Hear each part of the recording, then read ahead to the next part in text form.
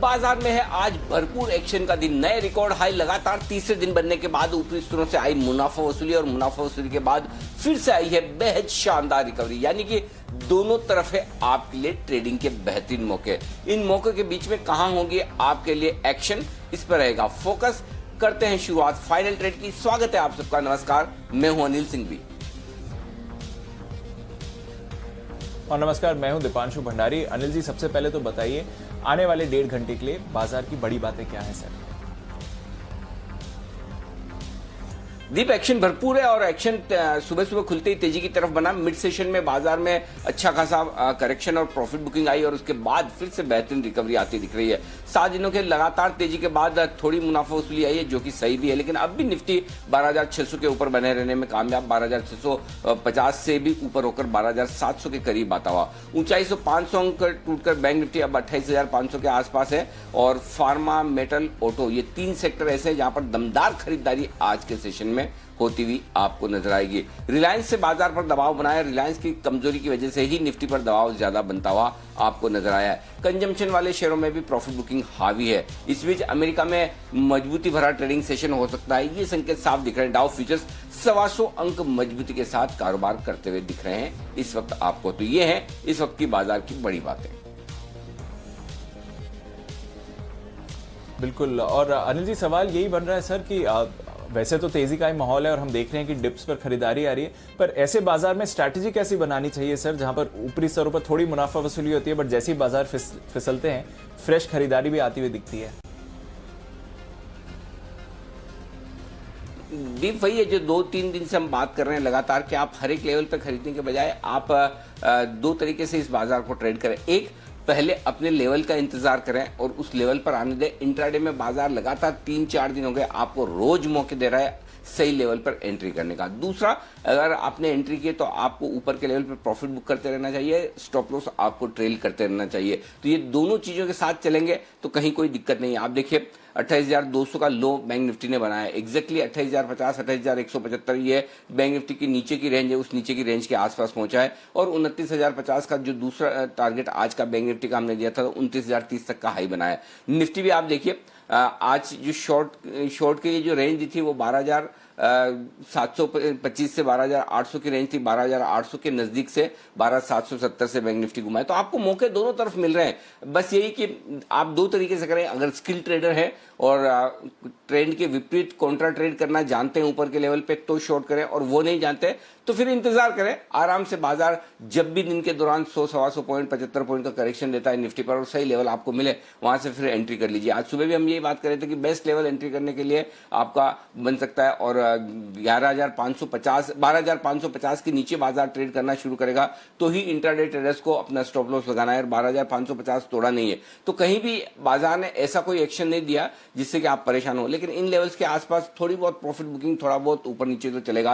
One sided, एक तरफा तेजी एक तरफा मंदी दोनों ही नहीं होती, तो इसलिए चिंता की बात नहीं है। अभी तक ऐसा कुछ भी नहीं हुआ जिससे आपको डरना घबराना चाहिए, लेकिन हाँ, आप अपनी ट्रेडिंग की पोजीशंस में अब लेवल से ही एंट्री करेंगे तो बेहतर होगा। एंट्री और एग्जिट लेवल आपके परफेक्ट होने बहुत जरूरी है, ताकि इस वॉलेटिलिटी का आप फायदा उठा सकें, न कि उसमें आप नुकसान करें। आप देखिए कहाँ वापस से दिन के हाई की तरफ बाजार बढ़ने की कोशिश कर रहा है, निचले स्तर से 500 पॉइंट से ज्यादा रिकवर भी हो चुका है। ये है बाजार की खूबसूरती। आइए बढ़ते हैं आगे और हमारे एक्सपर्ट्स को शामिल करें, प्लस इवेंट्स और खबरें देखें। उससे पहले बसीन साहब हमारे साथ तैयार हैं और आइए वक्त है बसीन साहब का स्वागत करने का।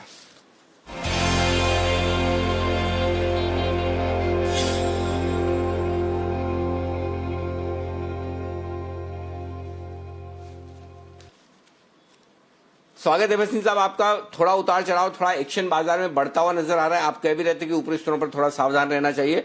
बताएं सर आउटलुक और साथ ही अपडेट। तो अनिल जी, जैसे आपको कहा था, बैंक निफ्टी में ऑलमोस्ट 1000 पॉइंट की करेक्शन आई। अभी भी मैं सोचता हूँ बैंक्स में थोड़ी प्रॉफिट बुकिंग जरूर आएगी। So be watchful of banks, but the broader market opportunity दे रही है। एक अपडेट दे दूं सर, कल आपको 72-73 में आईटीसी बड़ी कन्विक्शन से कहा था आज आईटीसी ने 185 का हाई मारा है, that is been an outperformer. आपको 445 से 455, 355, 360 तक मैं बीपीसीएल कहते रहा, 400 का टारगेट हिट हो गया। और भारती मेरा 410, 415, 420, 25 वाला 478 हो गया। Bharti is headed towards 525। अब का अपडेट है सर, अब 2 कॉल्स हैं, दोनों बाय की हैं और एक सेल है, क्योंकि मार्केट में वॉलेटिलिटी है वो राइट करनी है। तो आप कहें तो मैं करूं। सुबह की जो कॉल है वो मैं कांस्टेंट हूं, दो विल बी आउट परफॉर्मर। जैसे आईटीसी में आपने देखा वैसे ही ब्रिटानिया और Adani port are going to outperform. Very very quality management and stocks to be owned at this price. अब आप कहें तो 2 कॉल बाय की, एक सेल की, आप कहें तो मैं रैशनल दूं सर। बिल्कुल। तो सर दोनों ये लेके रखने वाले शेयर हैं। अब आप ट्रेडिंग के लिए कर रहे हैं तो भी ठीक है, लेके रखें तो आप पैसा नहीं गवा सकते। गेल के रिजल्ट बहुत मजबूत आए हैं, 92, 92.50 है, इसको रखिए। एक्चुअली इसका भाव 125 रुपए का होना चाहिए, लेकिन ट्रेडर 99 से 102 तक का बुक कर सकता है। 87.50 का स्टॉप लॉस रखिए। दूसरा बाय होएगा सर, जो मेरी कन्विक्शन कॉल है और जहां हमारी मैनेजमेंट से जो बातचीत हुई है, they are very bullish on real estate. और रियल इस्टेट का सबसे बड़ा प्लेयर है गोदरेज प्रॉपर्टी। उन्होंने डेट को एनहांस किया अपनी बुक पे, because debt is available at the cheapest rate, और वो न्यू एक्विजिशन, न्यू लॉन्चेस कर रहे हैं। So buy Godrej property around is 975, 978। इसमें आप स्टॉप लॉस रखे तो 945 का रखिए, लेकिन इसका अगली दिवाली तक 1400 रुपए का टारगेट है। सो डोंट मिस, बिकॉज ये जो लिक्विडिटी और वेल्थ क्रिएशन है ये फ्लो इनटू रियल इस्टेट अनिवार्य है। So Godrej property is not the buy for the next 3 months, it is for the next year, where it can become a 40% bagger from here. उसके सामने sell, because of high crude, it is going to definitely dent the margins of paint companies. So sell on Berger Paint at 644 to 646, 658 का stop loss, 610 का target. Okay, तो ये है आपके लिए खरीदारी करने की राय है। गेल में खरीदारी करें, 87 रुपए 50 पैसे के स्टॉप लॉस के साथ, 87 हाफ का स्टॉप लॉस है, और टारगेट रखिए 99, 102, 99 रुपए और 102 रुपए के टारगेट के लिए। साथ ही गोदरेज प्रॉपर्टी में यहां पर करें आप खरीदारी, और यहाँ 945 के स्टॉप लॉस के साथ खरीदारी करने की राय है, और 1400 रुपए तक के टारगेट अगली दिवाली तक के लिए। तो 1 साल के लिए यहां पर भरपूर एक्शन आपको मिलेगा। और बर्जर पेंट्स यहां पर शॉर्ट करना है ताकि आपकी एकदम परफेक्ट हेजिंग भी हो जाए। बर्जर पेंट्स में शॉर्ट करें आप 658 का स्टॉप लॉस, 658 का स्टॉप लॉस होना चाहिए 610 तक के टारगेट के लिए। ये है राय बसीन साहब की तरफ से आपके लिए 3 स्टॉक पर 2 खरीदारी और 1 वीक वाली के। बहुत बहुत शुक्रिया बसीन साहब आपका। मुलाकात होगी आपसे 2:50 पर फिर से, तब आपसे लेंगे कुछ और आपकी बेहतरीन बीटीएसटी पिक्स। आइए बढ़ते हैं आगे, और अब वक्त है मानसी से जानने का उन तमाम इवेंट्स के बारे में जिन पर आपको हमें सबको रखनी है नजर। मानसी बताइए। शुक्रिया अनिल सर, गुड आफ्टरनून। नतीजे निफ्टी स्पेस में पावर ग्रिड, श्री सीमेंट, कोल इंडिया के आने बाकी है। कोल इंडिया नतीजों के साथ अंतरिम डिविडेंड पर भी विचार करेगा, तो इस पर भी नजर है। वायदा बाजार में India bulls housing finance, Aurobindo pharma, Petronet, LNG, IGL, Apollo hospital, LIC housing finance और नैल्को, इन कंपनियों के नंबर्स का भी इंतजार है। इंडिया बुल्स हाउसिंग नतीजों के साथ पूंजी जुटाने को लेकर भी बोर्ड बैठक करेगा। ग्लैंड फार्मा का आईपीओ बंद होगा आज क्लोजिंग के साथ ही। इसके अलावा कैबिनेट फैसलों पर 3 बजे प्रकाश जावड़ेकर जी की प्रेस कॉन्फ्रेंस होने जा रही है, जिस पर हमारी नजर होगी।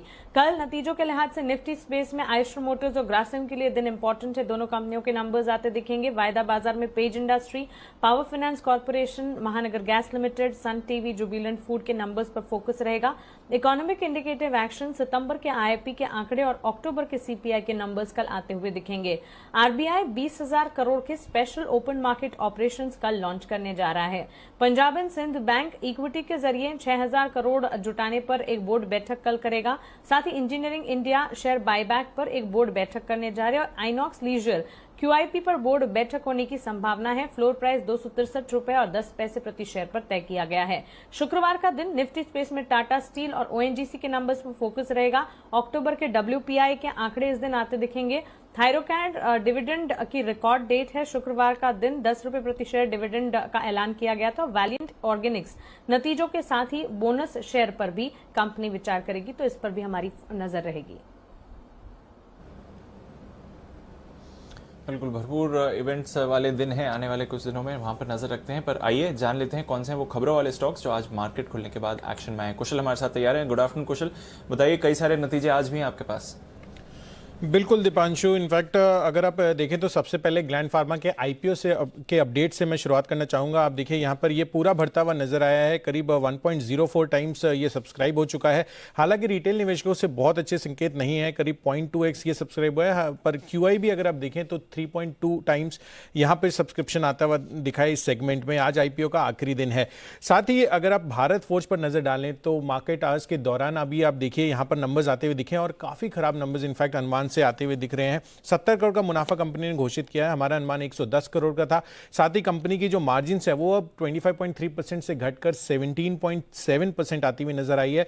हमारी एक्सपेक्टेशंस 21.3% की थी। About India numbers stable side पर कहेंगे क्योंकि मुनाफा में ज्यादा बदलाव नहीं है, 178 से बढ़कर 181 करोड़ आया है, पर मार्जिन कंपनी की थोड़ी सी इंप्रूव होते हुए दिखे हैं। 19.4% से बढ़कर लगभग 23% की मार्जिन कंपनी ने रिपोर्ट किए हैं। साथ साथ अगर आप DCM की बात करें तो DCM लिमिटेड नंबर्स कमजोर साइड पर दिखे हैं। इनफैक्ट मुनाफा था पिछले साल 2.25 करोड़ का, वो अब घाटे में तब्दील हो गया है करीब 6 करोड़ में। और साथ ही कंपनी की आय में भी 86% की गिरावट देखने को मिली है। राणे होल्डिंग्स नंबर्स बेहतर साइड पर दिखे हैं।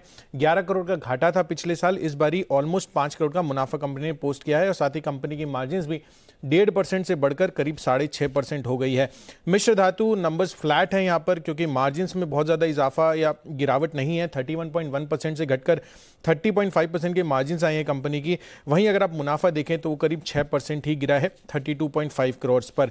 इसके साथ साथ अगर आप खबरों में देखें तो CM ने अक्टूबर महीने के जो होलसेल आंकड़े हैं वो जारी किए हैं, जिसमें जो पैसेंजर कार बिक्री है वो करीब 9.7% बढ़ती हुई दिखी है। वहीं टू व्हीलर्स यहाँ पर 16.9% का जंप हमें देखने को मिला है सालाना आधार पर थ्री व्हीलर अभी भी जो है अंडर प्रेशर है, करीब 61% की गिरावट यहां पर आती हुई नजर आई है। और साथ साथ अगर आप कैपिटल गुड्स की बात करें तो ये फोकस में रहेगा पूरा स्पेस, क्योंकि न्यूज़ राइज के हवाले से खबर आई है कि जो उद्योग मंत्री है उन्होंने ये चीज़ कही कि कैपिटल गुड्स सेक्टर के लिए उन्होंने एक इंटर मिनिस्ट्रियल कमेटी का गठन कर लिया है, जिससे कैपिटल सेक्टर्स को और मजबूती दी जाएगी। तो ग्लोबल स्तर पर ये कैपिटल गुड्स स्पेस को ले जाना चाहते हैं।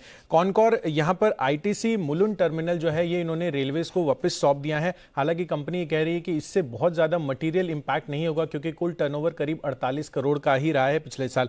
और अंत में L&T सूत्रों के हवाले से एक खबर आई है कि ब्रह्मपुत्र नदी के पर बनने वाले जो रिवर ब्रिज है उसके लिए सबसे कम बोली इन्होंने लगाई है और ये बोली करीब 3200 करोड़ रुपए की है। और डेफिनेटली L&T के लिए काफी पॉजिटिव खबर है। ओके, तो L&T के लिए काफ़ी पॉजिटिव खबर है। हम देख भी रहे हैं स्टॉक बढ़िया तेज़ी में 1000 के ऊपर आने के बाद सस्टेन भी कर रहा है और कई सारे और स्टॉक्स हैं जहां पर बेहतरीन एक्शन देखने को मिला है। एक्शन को आगे बढ़ाते हैं, हमारे एक्सपर्ट्स भी हमारे साथ जुड़ रहे हैं, जानते हैं उनका मार्केट पर क्या व्यू बन रहा है। राकेश जी, कुणाल जी हमारे साथ हैं, वागली साहब भी हैं इस समय हमारे साथ, नितिन जी और साथ ही आशु जी भी हमारे साथ जुड़ रहे हैं इस समय। और नितिन जी, एक HDFC पर आपसे व्यू लेना चाहूंगा सर, क्योंकि बाजार में जो रिकवरी आई है उसमें HDFC भी एक रोल प्ले कर रहा है। वापस निफ्टी 12,700 के ऊपर आया है, डेज हाई पर है, बल्कि फ्रेश हाई पर है HDFC। तो एक कॉल HDFC पर नितिन जी। देखिए, अभी जो मार्केट में डिप के बाद जो बाउंस आया इसमें HDFC लिमिटेड का ही मेजर कंट्रीब्यूशन है और उसमें बहुत तेज बाइंग आई। इनफैक्ट उसमें एक रिवर्सल जैसा सिग्नल बना था, बट वो पूरा का पूरा रिवर्स हो गया ऊपर की तरफ और ये शॉर्ट कवरिंग आ रही है। मुझे लग रहा है HDFC लिमिटेड आज हाई की तरफ जाएगा और यहाँ से कम 15-20 रुपए और बढ़ सकता है, क्योंकि जो ये रैली अभी निफ्टी की आई है ये पूरी की पूरी HDFC से कंट्रीब्यूट हो रही है, जहाँ पे काफी बाइंग हुई है। तो मुझे लग रहा है ये 2340 से लेके 2350 की तरफ नेक्स्ट 1 घंटे में HDFC लिमिटेड जा सकते हैं। यहाँ पे बाई कर सकते हैं आप। 2315 का स्टॉप लॉस रखते हैं और 2345 का इंट्राडे टारगेट रखते हैं। ओके, 2345 का रखना है आपको इंट्राडे टारगेट। HDFC पर रखिए नजर, डेज हाई पर ट्रेड कर रहा है और मार्केट की रिकवरी में एक अहम रोल इस स्टॉक ने प्ले करा है। कैम्स लिस्टिंग के बाद पहली बार इसके नतीजे आए हैं। कुणाल जी, चार्ट पुल अप करिए। आई डोंट नो, डेटा तो नहीं होगा सर आपके पास क्योंकि रिसेंटली लिस्टेड है, बट अगर कोई भी व्यू आप दे पाए। आय में हमने देखा है 150 करोड़ से बढ़कर आय 171 करोड़ रुपए की आई है और मुनाफा 40 करोड़ से बढ़कर 49 करोड़ का आया है। तो मुनाफे में लगभग 20% की बढ़त हमने देखी है। आय में भी अच्छी बढ़त हमने देखी है। कैम्स के लिए, म्यूचुअल फंड इंडस्ट्री के लिए ऑफकोर्स एक बड़ा सर्विस प्रोवाइडर है ये। कुणाल जी, चार्ट पर कुछ इंटरेस्टिंग ऑफकोर्स लिस्टिंग के बाद जैसा एक्शन रहा है, कोई व्यू जो निकल कर आ रहा हो लेवल्स के लिए? देखिए, हालांकि मेरी मध्यम से लंबी अवधि के लिए कैंप्स पर खरीदारी की राय है दीपांशु, और मुझे लगता है कि ये स्टॉक का आने वाले वक्त में बहुत ऊपर के लेवल्स दिखा सकता है। लेकिन अगर सिर्फ रिजल्ट के परस्पेक्टिव से देखें तो मुझे लगता है कि जब तक 1300 का स्तर पार ना हो तब तक नई खरीद ना करें। जिनके पास भी पोजीशन है और शॉर्ट टर्म का व्यू है तो एक 1270 का स्टॉप लॉस जरूर रखें, उसके नीचे एग्जिट कीजिएगा और 1300 के ऊपर इसको बाय कर सकते हैं। मुझे लगता है इसमें वापस से 1340 तक का एक मोमेंटम बनेगा, लेकिन बशर्ते 1300 के ऊपर ये स्टॉक टिक जाए तो 1300 के ऊपर ही नई खरीद करने की राय। ओके, तो ये है आपके लिए केम्स में 1300 के ऊपर खरीदारी करने की राय। आइए बढ़ते आगे, आशु सर हमारे साथ है और आशु सर से ले लें उनका मार्केट का व्यू भी और साथ ही अगर कुछ कॉल्स भी हैं तो आशु सर गुड आफ्टरनून, बताएं sir. Anil ji, market view अभी भी बिल्कुल पॉजिटिव है। आज हमने एक इंट्राडे डिप देखा, ऐसा डिप बीच बीच में मिलता रहेगा, वॉलेटिलिटी रहेगी, लेकिन अभी भी अनिल जी कोई ऐसा सिग्नल नहीं है, डरने और घबराने की कोई बात नहीं है। अनिल जी एक चीज मैं बिल्कुल रिलेट करके बताता हूं, जो आपने एक दो दिन पहले शायद समीर अरोड़ा जी का इंटरव्यू लिया था, तुमने बोले थे कि शॉर्ट के आइडियाज नहीं मिल रहे हैं, तो परफेक्टली वो बिल्कुल वही चीज है कि लोग ना अनिल जी वो पूछते रहते हैं कि शॉर्ट क्या करना है, पर अनिल जी कोई शॉर्ट का ढंग का कोई आइडिया नहीं है। अगर मतलब वो छोटा मोटा आइडिया है वो that is not an idea, intraday कोई आइडिया या एक दिन का BTST STBT है, that is not the idea. तो जो इनहेरेंट वीकनेस है अभी किसी में भी नहीं दिख रही है अनिल जी। मतलब स्पोरेडिकली मैं बोलूं कि ये छोटे मोटे जो bank of Baroda, can bank है, छोटा मोटा दिखता है, लेकिन अभी किसी में ऐसी कोई वीकनेस नहीं दिख रही कि अनिल जी कि कोई शॉर्ट किया जाए। तो अनिल जी लॉन्ग साइड पे रहना है। अनिल जी परसों 2 कॉल्स दी थी, मैं आज वो दोनों कॉल्स फिर रिपीट कर रहा हूं। टाटा स्टील, अनिल जी टाटा स्टील मैंने परसों दी थी, कल भी रिपीट कराया था, और आज जब सुमित 450-52 पे दे रहा था कि 500 एक साल का, तो मैंने कहा 500 एक साल का नहीं, हफ्तों का टारगेट है। और अनिल जी कल ही शायद 475 और 500 रुपए भी जल्दी ही आपको टाटा स्टील देखने को मिलेगा। तो बिल्कुल टाटा स्टील के पे से बने रहना चाहिए अनिल जी। अगर टॉप 3 पिक्स भी आप मेरी पूछेंगे तो टाटा स्टील होगा। दूसरा अनिल जी भारती अनिल जी इतनी प्यारी कंसोलिडेशन हुई है, इतनी बढ़िया कंसोलिडेशन हुई है कि मतलब वो यहां से मुझे लगता है कि जिस तरह की मूवमेंट दिखा रहा है शायद आज ही 485-90 रुपए का भाव ना कर दे, तो बहुत अच्छी स्ट्रेंथ भारती में भी नजर आ रही है। तीसरी चीज अनिल जी, फार्मा में छोटी मोटी करेक्शन रही है क्योंकि वो कोविड की वैक्सीन के बाद, लेकिन मुझे लगता है कि सिलेक्ट फार्मा फिर चलेगा। तो ग्लेनमार्क और इवन सन फार्मा अनिल जी वैसे मेरा मतलब इतना कोई प्रेफर्ड स्टॉक नहीं है, लेकिन मुझे लगता है कि 5-7 रुपए के स्टॉप लॉस से सन फार्मा भी 507-8 रुपए पे लेना चाहिए। और यहां से इसमें भी एक जिस तरह की आज इसने मूव दिखाई है, मुझे लगता है कि 15-20 रुपए की मूव इसमें भी दिख सकती है। तो अनिल जी सिलेक्टिव स्टॉक्स में लॉन्ग ही रहना है, डिप्स पे बाई करना है। अभी कोई किसी तरह की मार्केट में कोई दिक्कत नहीं दिखती है। वॉलिटिलिटी रहेगी अनिल जी, 100-150 पॉइंट के करेक्शन आएंगे, लेकिन उसको यूज कैसे करना है अनिल जी, वो स्मार्टनेस हम सब में होनी चाहिए और आई थिंक वो आनी भी चाहिए। क्योंकि अनिल जी एक टाइम बीच में टाइम ऐसा आएगा 2 घंटे, 1 दिन, आधा दिन, कि आपको हाथ मतलब यूफोरिया में थोड़े से खाली रखने पड़ेंगे कि डिप आएगा, और डिप आपकी पेशेंस टेस्ट कर सकता है। आधे घंटे में भी आ सकता है, 1-1.5 दिन में भी आ सकता है, लेकिन वो आएगा जरूर इन लेवल्स पे। पर उसमें लेना है अनिल जी, अभी कोई बेचने का सिग्नल नहीं है। ओके फिलहाल लेने का रखें इरादा। ये है आपके लिए टाटा स्टील और भारतीय एयरटेल और सन फार्मा 3 में खरीदारी करने की राय। तो सन फार्मा और भारतीय एयरटेल तो पुराना प्यार है आशु जी का, जो फिर से जागा है। टाटा स्टील जरूर थोड़ा नया है कंपैरेटिवली, तो टाटा स्टील में भी करें खरीदारी। सन फार्मा और भारतीय में दोनों स्टॉक निचले स्तरों से बेहतरीन रिकवरी देने के लिए तैयार होते हुए नजर आ रहे हैं इस वक्त। आइए बाजार फिर से दिन के हाईज की तरफ बढ़ने की कोशिश करते हुए बहुत ही बढ़िया बेहतरीन खरीदारी होती हुई दिख रही। तो जो रिकवरी आई है वो काबिल तारीफ है, क्योंकि स्क्रीन पर पूरी की पूरी रिकवरी आई, यानी कि अभी भी खरीदारी का और मोमेंटम बरकरार है, एकदम मजबूती का मोमेंटम बरकरार है, ये आपको साफ नजर आएगा। आइए फार्मा शेयरों की सुबह हम बात कर रहे थे और एक के बाद एक तमाम फार्मा शेयर मजबूत होते हुए दिख रहे हैं, लेकिन औरोबिंदो फार्मा 6% मजबूत है, लुपिन 5% मजबूत है। ये स्टॉक वो हैं जहां पर दमदार एक्शन आता हुआ दिख रहा है आपके लिए। डॉक्टर रेड्डीज में 3% के आसपास की तेजी, बायोकॉन 3.5% मजबूत, सन फार्मा मजबूत होता हुआ दिख रहा है। तो ये सारे स्टॉक्स हैं जहां पर एक्शन भरपूर है। सिप्ला 3% ऊपर। आइए अपोलो हॉस्पिटल 7% जो मजबूत है, एक बार इस पर नजर डाल लेते हैं, देख लेते हैं कि अपोलो हॉस्पिटल में क्या कुछ और एक्शन बढ़ने की तैयारी है। वागले साहब जरा अपोलो हॉस्पिटल के चार्ट्स देखिए और बताइए क्या करना है आज, नतीजे हैं और नतीजों के लिहाज से क्या करना है। अनिल जी इतने ऊपर मूव आने के बाद मैं अवॉइड करूंगा, लेकिन मेरा व्यू अभी भी पॉजिटिव है। मुझे लगता है और अपसाइड आना चाहिए। 2240 का मेरा टारगेट है, बट अभी स्टॉप लॉस नहीं बैठेगा। अगर मॉर्निंग में 2110-12 के आसपास लिया होता तभी एक 30 रुपए का स्टॉप लॉस बैठता। थोड़ा अपसाइड डेफिनेटली है, स्ट्रेंथ है, बट यहाँ पर फ्रेश बाइंग की सलाह नहीं होगी।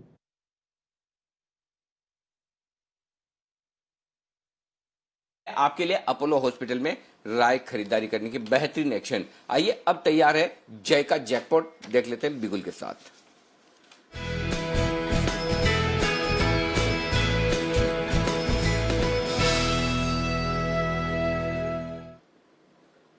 बताएं Jay. Good afternoon to Anil ji. Anil ji, market पे बाइंग इंटरेस्ट बरकरार है। मैं कहूँगा हर एक डीप यूटिलाइज हो रही है बाइंग इस हिसाब से ही, और मैं कहूँगा कि ये अच्छा भी है बिकॉज ट्रेंड ओवरऑल पॉजिटिव है। जब तक कोई रिवर्सल बड़ा वाला नहीं आता तब तक बाय ऑन डिप्स की स्ट्रैटेजी रहनी चाहिए, मोमेंटम को राइड करना चाहिए। एंड जी एफएमसीजी स्टॉक्स भी अब धीरे धीरे अच्छा पार्टिसिपेट कर रहे हैं। उसमें से एक जो स्टॉक है वो है आईटीसी, जिसमें एक अच्छा मोमेंटम लास्ट 2 दिनों में देखने मिल रहा है। इनफैक्ट इसका कॉल ऑप्शन लेकर चलना चाहिए। तो पहले मैं कॉल बता देता हूँ अनिल जी। इसका कॉल ऑप्शन करीब 185 का लेकर चलना चाहिए, जो करीब अभी 3 रुपये 80 पैसे 4 रुपये के बीच में मिल रहा है अनिल जी। ये लेकर चलना है। यहाँ पे हमें स्टॉप लॉस नीचे में मेंटेन करना है 2 रुपये 30 पैसे का। सो 3.84 के बीच में लीजिए। 2.30 का एक स्टॉप लॉस रखना है यहाँ पे। पहला टारगेट जो ऊपर में तरफ बन कर आ रहा है that comes to around 5.85 and second target बन रहा है 7 रुपये का। सो 5.857 ये 2 टारगेट्स के लिए खरीदे। आईटीसी का 185 का कॉल ऑप्शन 2 रुपीज़ 30 पैसे के स्टॉप लॉस के साथ। रीज़न ये कि जो रिजल्ट्स इसके आए, जिसमें हमें देखने मिला कि क्वार्टरली रिजल्ट्स में हमें 20% डिप देखने मिली, ज़्यादा करके होटल्स के कारण था जी, हमें पता है। बट देन कहीं ना कहीं एफएमसीजी एंड इसका जो नेट सिगरेट बिजनेस है उसको इतना अफेक्ट नहीं हुआ था। ये फंडामेंटली हो गया। टेक्निकली मैं अगर देख रहा हूँ तो क्लियरली ये स्टॉक ने एक बहुत ही ओवरसोल्ड टेरिटरी से एक रिवर्सल दिखाया है और फिर से 50 डेमा के ऊपर जाकर एक हायर टॉप्स हायर बॉटम बना रहा है। क्लियरली शॉर्ट कवरिंग खत्म हो चुकी है। लॉन्ग इनफैक्ट बिल्डअप देखने मिल रहा है ये स्टॉक में। इनफैक्ट शॉर्ट टर्म के टारगेट्स अगर मैं देखूँ जी तो इसके बन रहे हैं 195 के। सेकंड टारगेट बनेगा उसके प्रीवियस हाइज जो थे 208 के, वो देखने मिलेंगे। बट 195 तो यही सीरीज में देखने मिलना चाहिए। May be hopefully next series तक हमें 208 210 तक के भी लेवल्स देखने मिले। ओके, तो फाइनली समय आ गया है आईटीसी का और कन्विक्शन बढ़ते हुए दिख रहा है। राकेश जी, कुणाल जी ने स्टॉक के बारे में बात करी है, जय को भी पसंद आ रहा है, भसीन साहब इसे रेकमेंड करके गए हैं।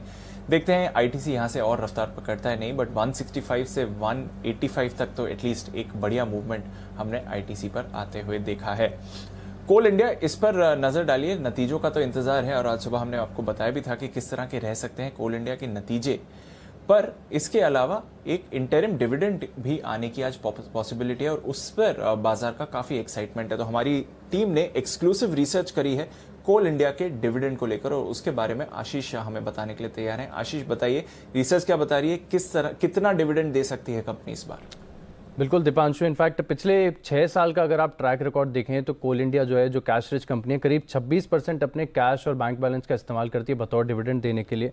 हालांकि FY19 में अगर आप देखें तो इन्होंने 2 बार जो है इंटरिम डिविडेंड दिया था। तो इस बार भी क्योंकि PSU कंपनीज में वैसे भी बायबैक का ट्रेंड देखने को मिल रहा है, तो हो सकता है कि डिविडेंड को लेकर कंपनी ज़्यादा अग्रेसिव ना हो। लेकिन अगर आप इनके कैश बैलेंस को चेक करके देखें और FY19 को जो ट्रेंड था, FY19 में इन्होंने कैश और कैश इक्विवेलेंस का करीब 13% बतौर डिविडेंड दिया था। तो इसके हिसाब से जो मौजूदा कैलकुलेशंस निकल के आ रहे हैं, इसके हिसाब से कंपनी जो है ऑलमोस्ट 13 से लेकर 17% जो 30,500 भारी भरकम कैश है कंपनी के पास, इसको बतौर डिविडेंड डिस्ट्रीब्यूट कर सकती है। इनकी जो इक्विटी है, इक्विटी काफ़ी बड़ी है। अगर आप देखें तो ऑलमोस्ट 600 करोड़ के आसपास शेयर्स हैं। तो उसके हिसाब से जो पर वैल्यू डिविडेंड निकल के आता है 6.5 रुपये से लेकर 8.5 रुपये तक कंपनी जो है डिविडेंड दे सकती है।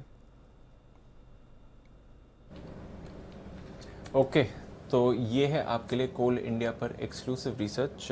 देखते हैं कि कितना डिविडेंड आता है। बट जैसा आशीष बता रहे थे, कैश रिच कंपनी है, हाई डिविडेंड पेइंग कंपनी है और हमारी एक्सक्लूसिव रिसर्च भी बता रही है 6.5 से 8.5 रुपये पर शेयर तक का डिविडेंड आ सकता है। शुक्रिया आशीष। आइए बिगुल बजाते हैं अनिल जी के लिए कल के 2000।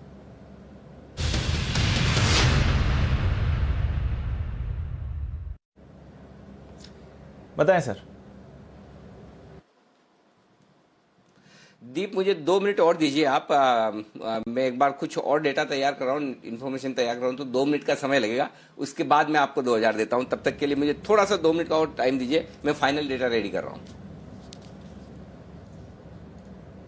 बिल्कुल सर, तो गेस करना मुश्किल नहीं है कि कॉल कहां पर आ रहा है, बट थोड़ा डेटा और आने दीजिए और फिर अनिल जी के पास फिर से चलेंगे और जानेंगे कि कल के 2000 में क्या पसंद आ रहा है उनको। पर तब तक कुछ और स्टॉक्स हैं जहां पर हमें नज़र रखनी चाहिए, जहां पर एक्शन भरपूर बनते हुए दिख रहा है। और वागले साहब, एक बार फिर से श्रीराम ट्रांसपोर्ट फाइनेंस पर ही वापस नजर डाली है सर। लगातार हम देख रहे हैं इसमें बेहतरीन तेजी है और अब तो 900 के काफी करीब पहुंच रहा है श्रीराम ट्रांसपोर्ट फाइनेंस। क्या यहां से और रफ्तार पकड़ेगा वागले साहब अगर फाइनेंशियल्स में एक्शन रहता है तो? दीपांशु, अगर 900 क्रॉस करता है तो 920 तक जाना चाहिए। सॉरी, स्ट्रेंथ तो है 886 के करंट भाव से, आपको लेना है 880 तक करेक्शन में, 870 का स्टॉप लॉस, 920 का टारगेट, ये मेरा पोजिशनल व्यू है। ओके, तो पोजिशनल व्यू से अगर आप देखें तो 920 के टारगेट आपको आते हुए दिख सकते हैं श्रीराम ट्रांसपोर्ट फाइनेंस से। 650 से अब ऑलमोस्ट 900 तक एक बेहतरीन रैली स्टॉक ने दिखाई है पिछले कुछ दिनों में। बंसल जी, जरा ग्लेनमार्क की चार्ट देखिए, थोड़ा मूवमेंट आया है, उतना ज्यादा पार्टिसिपेशन हम ग्लेनमार्क में अभी नहीं देख रहे हैं जितना बाकी फ्रंटलाइन फार्मा शेयर से आया है। पर क्या ग्लेनमार्क की बारी है इस बार 500 तक की एक टारगेट के लिए ग्लेनमार्क मूव दिखा सकता है बंसल जी?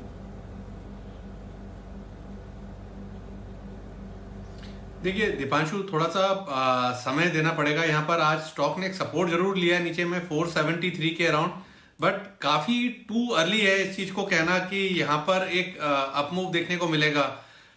अगर यहाँ पर फार्मा के अंदर देखें तो दीपांशु, सबसे पहले जो मूव लगता है वो डॉक्टर रेड्डीज और डीवीज जो हैं, ये दोनों एक प्रिफर्ड पिक होंगी, क्योंकि डीवीज ने अगर आप देखें तो एक गैप को फिल कर लिया है। डॉक्टर रेड्डी का भी पैटर्न बढ़िया है, तो एज ऑफ नाउ फार्मा में टॉप पिक डॉक्टर रेड्डी है, फॉलोड बाय डीवीज है। ग्लेनमार्क के लिए थोड़ा सा रुकना चाहिए। चलिए, ग्लेनमार्क के लिए थोड़ा इंतजार करते हैं, बट नजर रखिए उस पर। एक बार फिर से अपोलो हॉस्पिटल्स को पुलअप करिए, डेज हाई पर है, 7% की तेजी स्टॉक पर आपको आती हुई दिख रही है। टोरेंट फार्मा एक और फार्मा स्टॉक है जहां पर थोड़ा पार्टिसिपेशन कम रहा है, पर आज देखिए 5-5.5% की तेजी उस पर आई है। पर आइए बिगुल बजा के चलते हैं अनिल जी के पास कल के 2000 के लिए।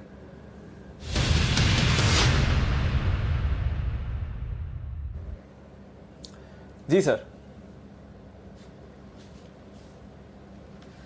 दीप, खरीदारी करने की राय है और फॉर ए चेंज इंडेक्स नहीं स्टॉक है, और ये खरीदारी करने की राय है जो आशीष जी खुश हो जाएंगे, और वो है भारती एयरटेल पर। 476.50 477 के आसपास ये स्टॉक ट्रेड कर रहा है, 476 477 के आसपास ये स्टॉक ट्रेड कर रहा है। यहां पर खरीदारी करने की राय है। आपका स्टॉप लॉस होगा 470 रुपए के आसपास का, 485 ये पहला टारगेट रखिए, 490 और उसके बाद 500 तक के टारगेट के लिए यहाँ पे आपको खरीदारी करनी है। और क्यों खरीदारी करनी है वो मैं आपको बता दूं कि इनकी साउथ अफ्रीका में एक जो सब्सिडरी है उसको लेकर कुछ बड़े इंटरेस्टिंग डेवलपमेंट होते हुए दिख रहे हैं। ये साउथ अफ्रीका में जो इनकी सब्सिडी है उसमें कल के सेशन में इस स्टॉक में 9-9.5% की बड़ी उछाल आई थी, और आज के सेशन में 4%, यानी कि वहां का भारतीय एयरटेल की जो साउथ अफ्रीका की कंपनी है एयरटेल अफ्रीका पीएलसी, ये शेयर 2 दिनों में 14% के आसपास उछल चुका है। और क्यों उछला है? क्योंकि खबरें ये चल रही है कि भारतीय एयरटेल इस अपनी सब्सिडी कंपनी में स्टेक बेचकर पैसा जुटा सकती है, और ये बताया जा रहा है कि उसका वैल्यूएशन $4 बिलियन के आसपास माना जा रहा है। अगर शायद 25% वो स्टेक बेचे तो $1 बिलियन के आसपास की स्टेक सेल हो सकती है, ऐसा समझा जा रहा है। इस तरह की खबरें हैं। अब खबरें कितनी सही गलत है, स्टेक सेल होगी नहीं होगी, कब होगी वो पता नहीं, लेकिन एक चीज पक्की पता है, वो ये कि वहां की इनकी सब्सिडी कंपनी का शेयर 14% चढ़ चुका है कल और आज के बीच में। इसका मतलब क्लियर कट है कि कम से कम सब्सिडी कंपनी का शेयर चढ़ रहा है तो वैल्यूएशन तो बढ़ ही रहा है, और अगर सब्सिडी कंपनी का शेयर चढ़ रहा है तो कुछ ना कुछ तो कारण ऐसा होगा ही जिसकी वजह से बढ़ रहा है। तो ये एक ट्रिगर हो सकता है जिसके चलते हुए भारतीय एयरटेल यहां से आपको बढ़िया एक्शन दिखा सकता है। स्टॉक वैसे भी एक करेक्शन के बाद अच्छी तेजी के लिए तैयार होता हुआ दिख रहा है, और उस लिहाज से मुझे लगता है कि ये एक परफेक्ट ट्रेडिंग बेट हो सकता है जहां पर आपको खरीदारी करनी चाहिए। 485, 490 और 500 रुपए, इन 3 टारगेट के लिए भारतीय एयरटेल को खरीदें। 470 का स्टॉप लॉस लगाकर तेजी करें। ये मेरा आज कल के 2000 का कॉल है। एक बार आशु सर से भी राय ले लूं, और उससे पहले एक बार जल्दी से चार्ट पर पहले राय सुमित जी से ले ली जाए, उसके बाद आशु सर के पास आता हूं इस खबर पर। सुमित जी बताइए, ओ माफ कीजिएगा, कुणाल जी बताइए।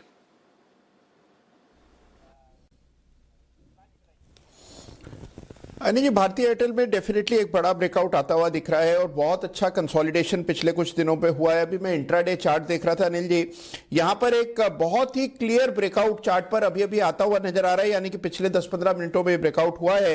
तो मेरी राय में बिल्कुल बाय करके चलना चाहिए। एक छोटा सा स्टॉप लॉस मैं देता हूं, स्टॉप लॉस रखे हैं 473 रुपए, 473 का स्टॉप लॉस रखे हैं। मेरी राय में अनिल जी 490 495 ये दो टारगेट्स होने चाहिए। 90 495 के टारगेट और छोटा स्टॉप लॉस रखना है तो 473 का रखें। ये है राय कुणाल जी की तरफ से आती है। आशु सर, भारतीय एयरटेल वैसे तो आपने कहा ही है कि खरीदारी करें 500 के टारगेट के लिए, लेकिन ये जो अपडेट मैं दे रहा हूं इसके बाद आपका क्या व्यू है? अनिल जी, अपडेट बिल्कुल परफेक्ट है आपका, ये अपडेट मुझे भी मालूम है।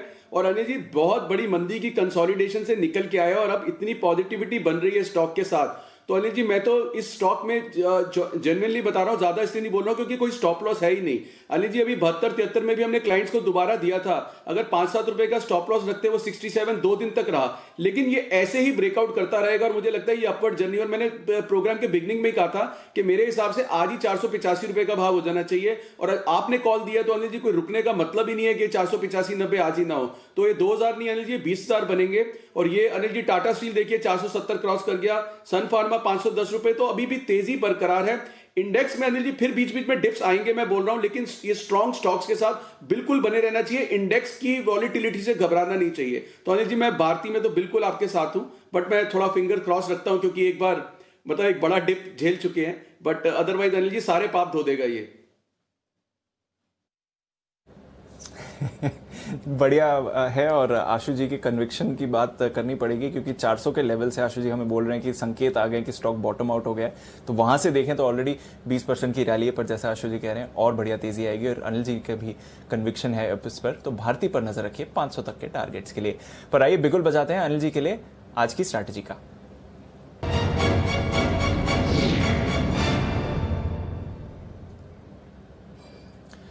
अनिल जी, ग्लोबल मार्केट से बढ़िया सपोर्ट मिल रहा है सर। डाउ फ्यूचर्स जो आज थोड़ा उतार चढ़ाव दिखा रहे थे, अब देखिए सर 200 पॉइंट्स की तेजी वहां पर है। नैस्डैक फ्यूचर्स थोड़ा आउट परफॉर्म कर रहे हैं, 2 दिनों से नैस्डैक ने अंडर परफॉर्म करा है।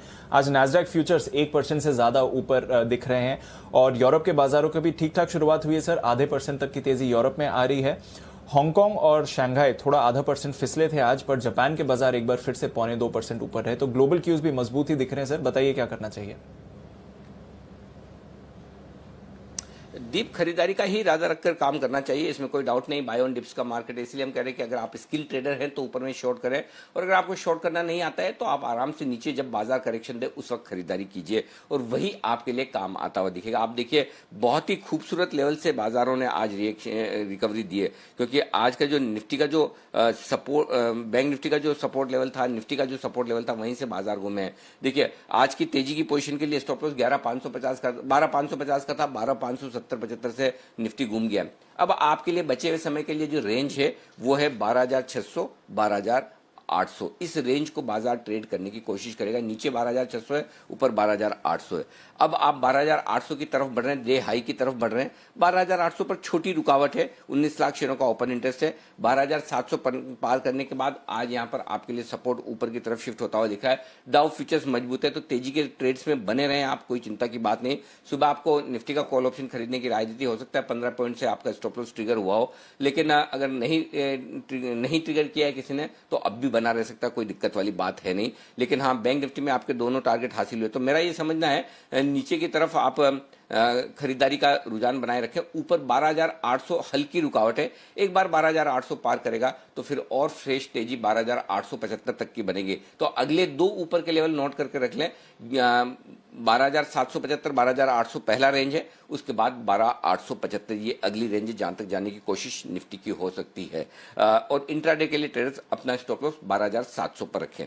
अब आइए बैंक निफ्टी 28,900 के आसपास आता दिख रहा है, फिर से डे हाई पर आता हुआ नजर आ रहा है। और यहां पर अब आपको जो टारगेट रखना है 29,050 से लेकर 29,125, ये टारगेट आपका होगा बैंक निफ्टी पर। 29,175 माफ कीजिएगा, 29,050 से 29,175 ये 125 पॉइंट की रेंज ऊपर का लेवल है। वहां पर प्रॉफिट बुकिंग करके इंतजार कीजिए वापस नीचे आने का, और अगर उस लेवल को पार करके 29,200 को ऊपर टिक जाता है तो 29,275 और 29,550 ये लेवल बैंक निफ्टी पे ऊपर की तरफ के होंगे। तो अब हायर रेंज पे आने पर आप प्रॉफिट बुक कीजिए और वापस से नीचे के लिए इंतजार कीजिए। तो मेरा ये समझना है, अब फिर से खरीदारी करना चाहते हैं तो 28,550 के आसपास आने दें, तब खरीदारी करें, अभी खरीदारी न करें। 29,050, 29,175 ये प्रॉफिट बुकिंग जोन है, तो थोड़ा प्रॉफिट बुकिंग जोन की तरफ बढ़ रहे हैं। यहां पर रिस्क रिवॉर्ड रेशियो फेवरेबल नहीं है, बाय ऑन डिप्स की स्ट्रेटेजी रखें, वो ज्यादा ठीक रहेगा। जी दीप। बिल्कुल अनिल जी, तो बाय ऑन डिप्स की स्ट्रैटेजी रखिए, वैसे कोई परेशानी नहीं है, बट थोड़ा बाजार ओवरहीटेड लग रहे हैं, मुनाफा वसूली आएगी और फ्रेश खरीदारी का आपको मौका देगी। ये है अनिल जी की राय इस समय। इंतजार है कुछ और नतीजों का, तो जल्दी से उनके बारे में बात कर लेते हैं। हमारे साथ मानसी तैयार हैं ग्रासिम के नतीजों के बारे में बात करने के लिए। मानसी बताइए, ग्रासिम के लिए क्या प्रीव्यू है इस बार? जी बिल्कुल दीपांशु, ग्रासिम के नतीजे कमजोर आ सकते हैं। इनके दो मेजर सेगमेंट है, वीएसएफ और साथ ही केमिकल सेगमेंट, दोनों में ही कमजोरी के अनुमान यहां पर मिल रहे हैं। विस्कोस स्टेपल फाइबर वॉल्यूम्स में 10% की गिरावट की आशंका है सालाना आधार पर। वीएसएफ सेगमेंट के रियलाइजेशंस में भी गिरावट रहने की अनुमान यहां पर लगा रहे हैं हम। मार्जिन्स में कटौती और फ्लैट रियलाइजेशन से मुनाफे पर काफी हद तक असर पड़ता दिखेगा। करीब 50% की गिरावट कंपनी के मुनाफों में आते हुए देखने को मिल सकती है। साथ ही मानसून के चलते कंपनी के कारोबार पर एक असर देखने को मिलेगा ही। अन्य आय में कमी का असर भी मुनाफे के फ्रंट पर हम देखेंगे। केमिकल सेगमेंट की अगर मैं बात करूं, कॉस्टिक सोडा के वॉल्यूम में 5% की गिरावट का अनुमान हम लगा रहे हैं। रियलाइजेशन कॉस्टिक सोडा के 16.8% की गिरावट दिखा सकते हैं सालाना आधार पर। वहीं कामकाजी मुनाफे में 44% की गिरावट इस सेगमेंट में भी देखने को मिल सकती है। कमोडिटी कीमतों में गिरावट काफी हद तक देखने को मिली है, जिसके चलते कॉस्टिक सोडा के मार्जिन जो हैं वो भी गिरते हुए दिखेंगे। तो ऑल इन ऑल इनके वीएसएफ सेगमेंट और केमिकल सेगमेंट में कमजोरी है, जिसका सीधा असर कंपनी के नतीजों पर पड़ता दिखेगा। बिक्री में 16% की गिरावट दिख सकती है, मार्जिन 14% से 9% पर जाते दिख सकते हैं, मुनाफा 50% गिर सकता है।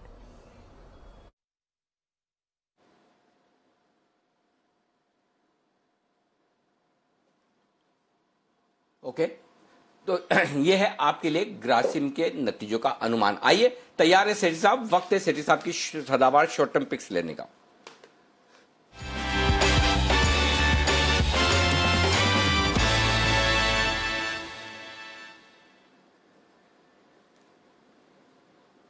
स्वागत है सेठी साहब आपका। आपकी तो पुरानी picks HDFC life, SBI life, सारी की सारी रॉकिंग है, एक के बाद एक कमाल करती हुई दिख रही है।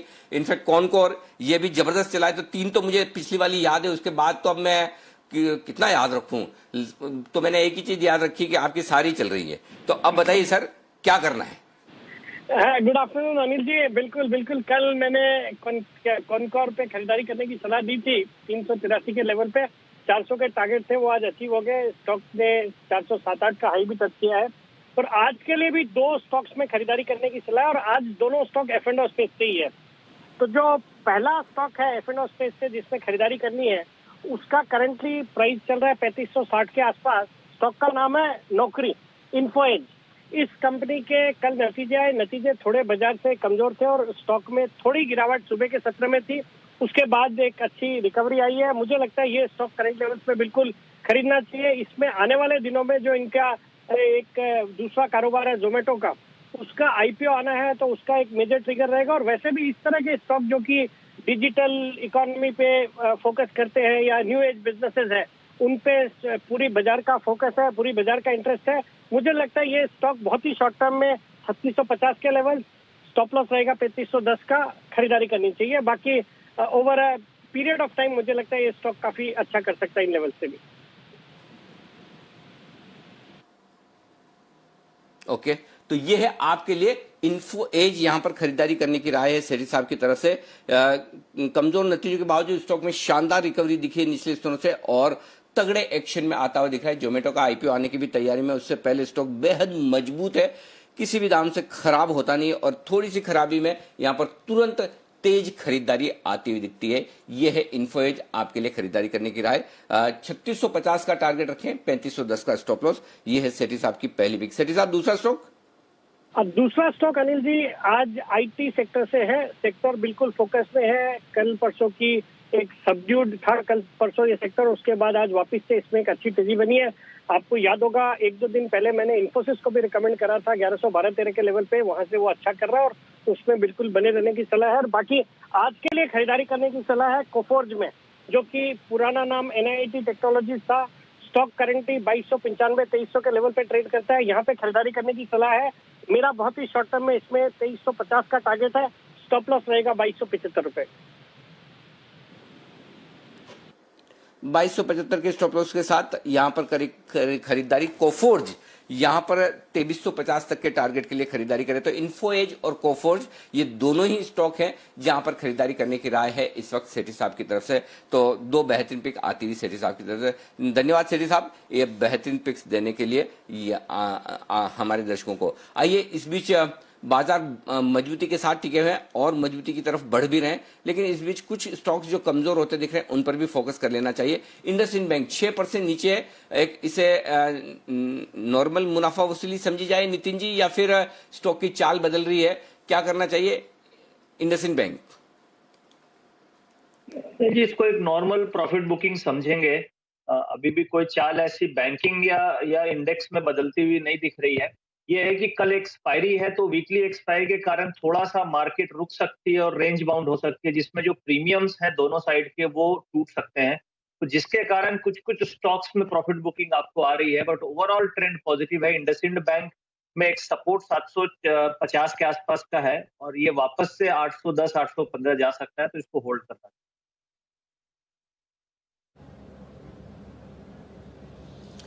ओके, तो ये है आपके लिए इंडसइंड बैंक। मुनाफा वसूली है बट फिर से ट्रेंड कर सकता है ये स्टॉक। आइए स्वागत करते हैं सुमित जी का बिगुल के साथ एक्सपायरी का ऑप्शन।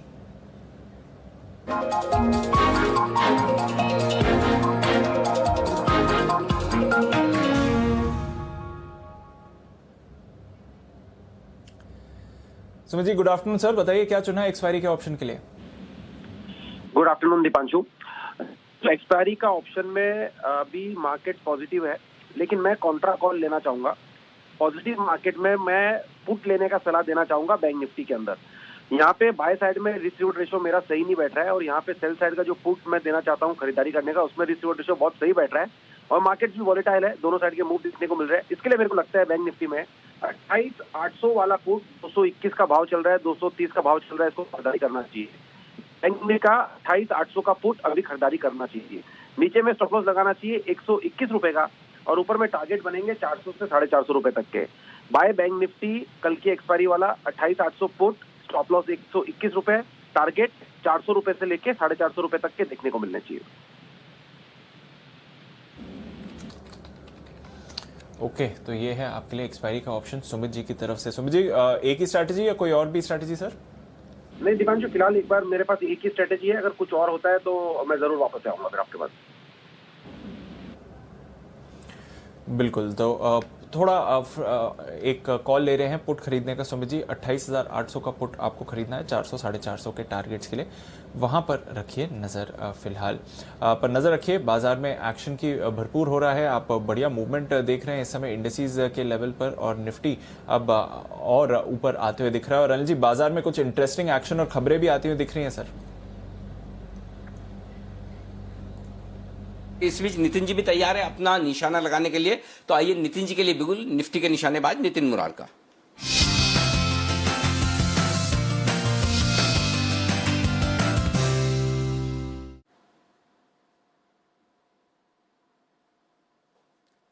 बताइए नितिन जी।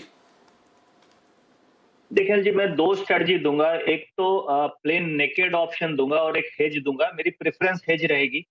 नेकेड ऑप्शन अगर हम करना चाह रहे हैं तो यहाँ पे 12,750 की कॉल ऑप्शन बनती है, जिसका प्राइस 55 रुपए है और स्टॉप लॉस 30 रुपए का बनता है और टारगेट करीब इसके 90 से 95 रुपए के बनते हैं। और दूसरी एक अच्छी स्ट्रेटजी है जिसमें थोड़ा कैपिटल इन्वेस्टमेंट है, उसमें हम 12,750 की कॉल ऑप्शन लेंगे, एक लॉट लेंगे और 12,850 की हम कॉल ऑप्शन 2 बेचेंगे। इसमें मेरा कुल प्रीमियम 17 रुपए का लग रहा है, यानी मेरा रिस्क मैक्सिमम 17 रुपए का है अगर बाजार किसी भी कंडीशन में नीचे गिर जाती है तो। और ऊपर आपको 12,950 तक प्रॉफिट आएगा, यानी यहाँ से 200 पॉइंट तक आप सेफ हैं।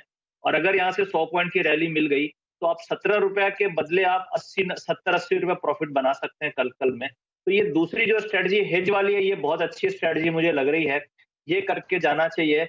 अगर आप हेज नहीं करना चाह रहे हैं और आप नेकेड में रिस्क लेना चाह रहे हैं, क्योंकि नेकेड वाली रिस्की हो सकती है, कल एक्सपायरी है इसलिए, तो आप नेकेड कर सकते हैं 11750 की कॉल ऑप्शन। बट अभी फिलहाल इंट्राडे के लिए नेक्स्ट 45 मिनट्स के लिए आप एक बार 12750 की कॉल ऑप्शन नेकेड ले लें, और उसका स्टॉप लॉस अभी मैं लाइव बैठा हूं तो आपको गाइड करता रहूंगा। स्टॉप लॉस आप उसका अभी 30 का रखें और टारगेट करीब जो भी क्लोजिंग में होगा हम देख लेंगे, बट अभी आप करंट रेट पे 12750 की कॉल अभी क्लोजिंग के लिए ट्रेड कर।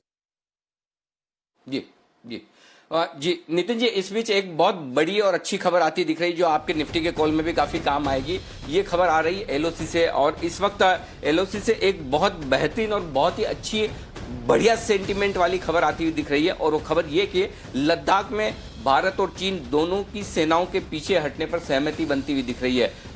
चीन ने सेनाओं को पीछे हटाने का प्रस्ताव दिया है, इस प्रस्ताव पर भारत विचार कर रहा है। तो लद्दाख में अब बॉर्डर पर यहाँ पर आपको शांति बनने के और तनाव कम होने के आसार साफ नजर आ रहे हैं। ये बहुत ही बढ़िया और पॉजिटिव खबर इस वक्त आती दिख रही है बाजार के लिए कि काफी लंबे समय के बाद चीन के साथ बॉर्डर पर तनाव कम होने की खबरें आ रही है। इसमें 3 चरणों में यहाँ पर तनाव कम किया जाएगा और 3 चरणों में सैनिकों की वापसी होगी। पहले चरण में टैंक और बख्तरबंद गाड़ियों की वापसी की जाएगी।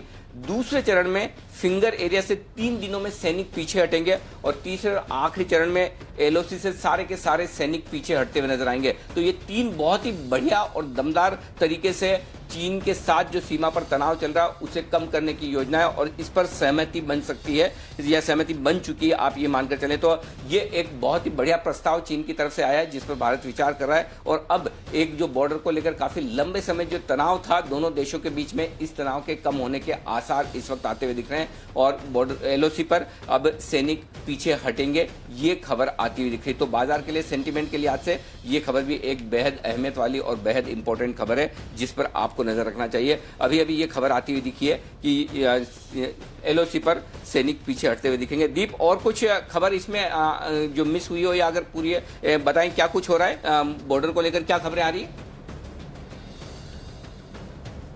बिल्कुल अनिल जी, 6 महीने हो गए हैं जब से ये तनाव छिड़ा हुआ है, और फाइनली यहाँ पर अब अच्छी खबर आती हुई दिख रही है डिसएंगेजमेंट को लेकर। तो सर, खबर यह है कि चीन की तरफ से प्रस्ताव आया है और 3 स्टेप्स में डिसएंगेजमेंट किया जाएगा। सबसे पहले तो जैसे आप बता रहे थे सर, टैंक्स हैं और कुछ कॉम्बैट व्हीकल्स हैं, उन्हें पीछे लिया जाएगा। उसके बाद जो फिंगर एरिया है, जो एक डिस्प्यूटेड रीजन था, वहां से फिर सैनिकों को पीछे लिया जाएगा, और फिर जो पिछले कुछ महीनों में सैनिकों का बिल्डअप हुआ है, हम जैसे कि हम जानते हैं दोनों साइड्स पर 50,000 सैनिक ईच, दोनों साइड्स पर जो बिल्डअप हुआ है उसको भी अब पीछे लिया जाएगा। तो जितने भी फॉरवर्ड पोजीशंस पर बिल्डअप हुआ था, अब वो वापस अपने नॉर्मल पोजीशंस पर चले जाएंगे। सर, तो ये बहुत ही बड़ा डेवलपमेंट कहना चाहिए और बहुत ही पॉजिटिव डेवलपमेंट कहना चाहिए। बाजार के सेंटिमेंट से तो है ही पॉजिटिव, बट वैसे भी जो हमारे सोल्जर्स के सेंटिमेंट की तरफ से है, जो इतना बड़ा तनाव बन रहा था इन दोनों देशों के बीच में, वहां पर अब फाइनली 6 महीने की टेंशन के बाद, तनाव के बाद, अब राहत के संकेत आते हुए दिख रहे हैं। सर, तो देखना पड़ेगा किस तरह से ये प्रोसेस होगा। एक टाइमलाइन नहीं दी गई है,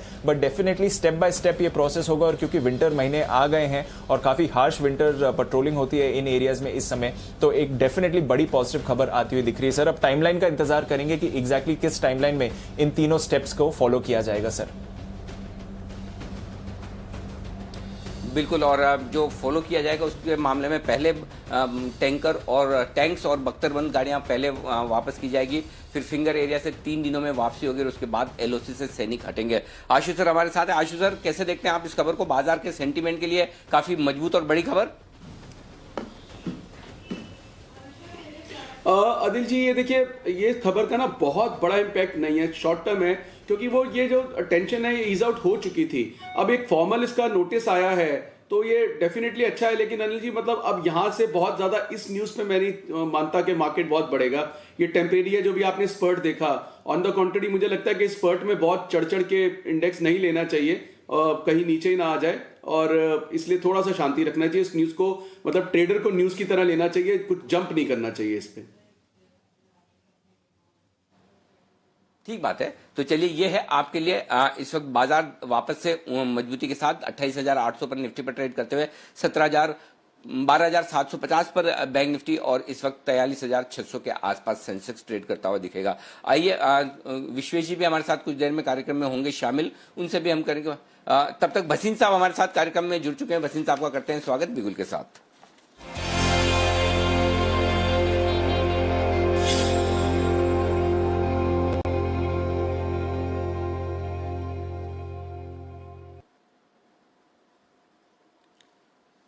भसीन साहब स्वागत है आपका एक बार फिर से। मजबूत है बाजार, बताएं सर क्या करना है बीटीएसटी कॉल्स के तौर पर। तो बीटीएसटी मैं दूंगा सर, वो है HCL tech. I think technology में मौका मिल रहा है। HCL tech came out with the best numbers. 824.25 में लीजिए, 813 का स्टॉप लॉस रखिए, 875 का टारगेट। ओके, तो यहां पर करें खरीदारी आप HCL टेक में। अब आईटी शेयर जो पिटने के बाद फिर से रिकवरी के संकेत दे रहे हैं, यहां पर खरीदारी करने का मौका बनेगा HCL टेक में। 813 ये स्टॉप लॉस का लेवल होगा, 875 का टारगेट। एकमात्र बीटीएसटी पिक वसीम साहब की तरफ से HCL टेक खरीदारी करें, बेहतरीन पिक। बहुत बहुत शुक्रिया वसीम साहब, कल सुबह फिर से होगी आपसे मुलाकात, लेंगे आपकी कुछ और बेहतरीन पिक्स भी। तब तक के लिए बहुत बहुत धन्यवाद आपका हमारे लिए वक्त निकालने के लिए। आइए और विश्वेश जी हमारे साथ थोड़ी देर में कार्यक्रम में होंगे शामिल, और विश्वेश जी अपनी एक बेहतरीन पिक के साथ आपके साथ आने वाले हैं। लेकिन विश्वेश जी जुड़ चुके हैं, और आइए विश्वेश जी का स्वागत बिगुल के साथ कर लेते हैं।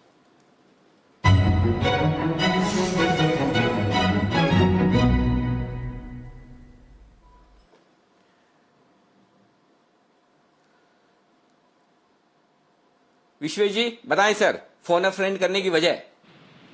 नमस्ते सर, मार्केट तो ठीक ही लग रहा है। मुझे लग रहा है कि नीचे के लेवल पे काफी अच्छी खरीदारी है, अच्छे न्यूज आ रहे हैं। तो फाइनेंशियल स्टॉक्स जो लोअर लेवल से टर्न हुए हैं, मुझे लगता है वहां पे खरीदारी करनी चाहिए, जिनमें से एक है Shriram transport finance.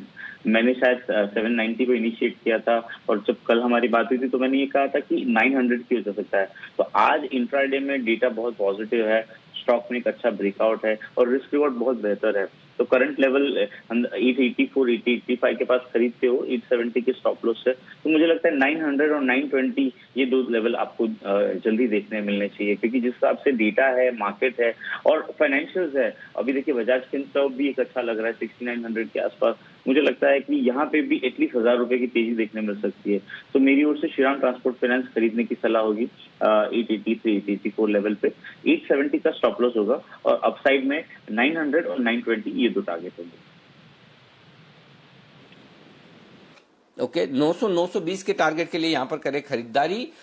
Shriram transport finance में 870 का लगाइएगा स्टॉप लॉस, 900 और 920 का टारगेट। ये है राय विश्वेश जी की तरफ से खरीदारी करने के लिहाज से आपके लिए।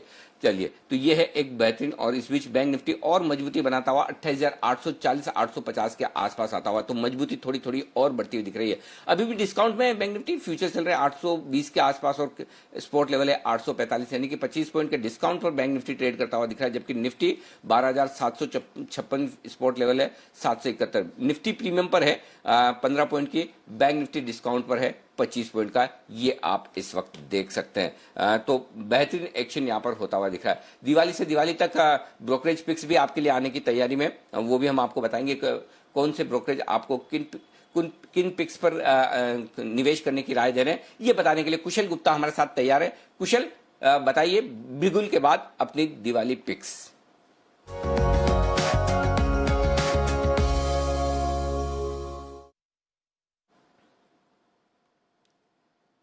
बताएं कुशल। बिल्कुल अनिल जी, तो इस बारी जो है हम आईएफएल सिक्योरिटीज की तरफ से टॉप 3 पिक्स लेकर आए हैं, और यहां पर सबसे पहले पिक है परसिस्टेंट सिस्टम्स की। जैसे कि आप अभी थोड़ी देर पहले आईटी सेक्टर के बारे में बात कर रहे थे, तो वहां पर काफी अच्छी तेजी एक्सपेक्ट करके चल रहे हैं। इनफैक्ट यहां पर सबसे ज्यादा upside mid cap IT company करीब 32% की अपसाइड एक्सपेक्ट कर रहे हैं, और 1470 रुपए के लक्ष्य सुझा रहे हैं। और ये इसलिए क्योंकि आप देखिए Q2 में इनके बहुत ही बेहतरीन नंबर्स आते हुए दिखे थे सभी फ्रंट पर, चाहे आप ऑपरेटिंग मार्जिन लीजिए या डॉलर आय लीजिए, और साथ ही कंपनी की जो डील विंस हुई है उससे इनके आगे की जो ट्रेजेक्टरी है कैश फ्लोज की, वो काफी बेहतरीन बनती हुई नजर आ रही है। इनफैक्ट अगले 3 सालों में 10% से ज्यादा की सालाना ग्रोथ जो है ये अपने आय में एक्सपेक्ट करके चल रहे हैं।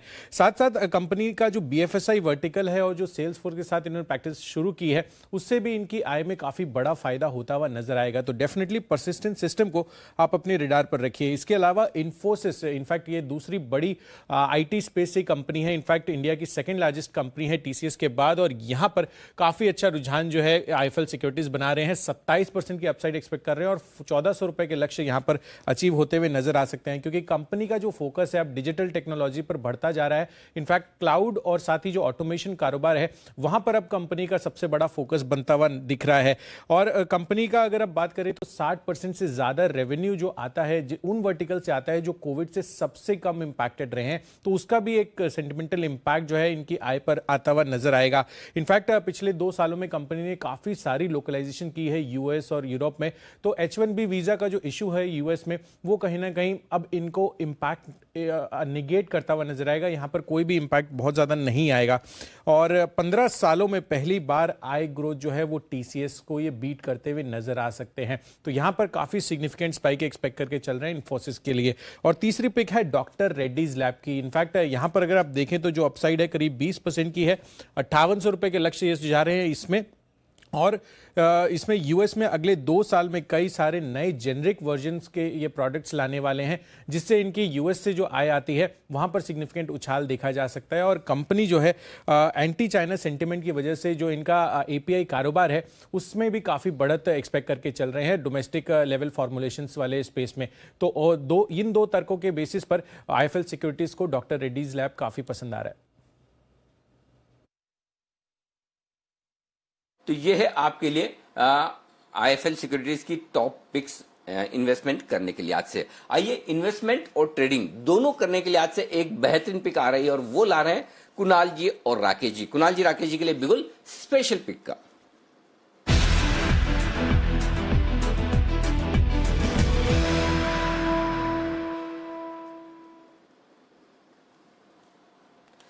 बताएं सर, कौन सी ये पिक क्यों है स्पेशल और क्या कुछ खास है इस शेयर में जो स्पेशल पिक का दर्जा दिया है?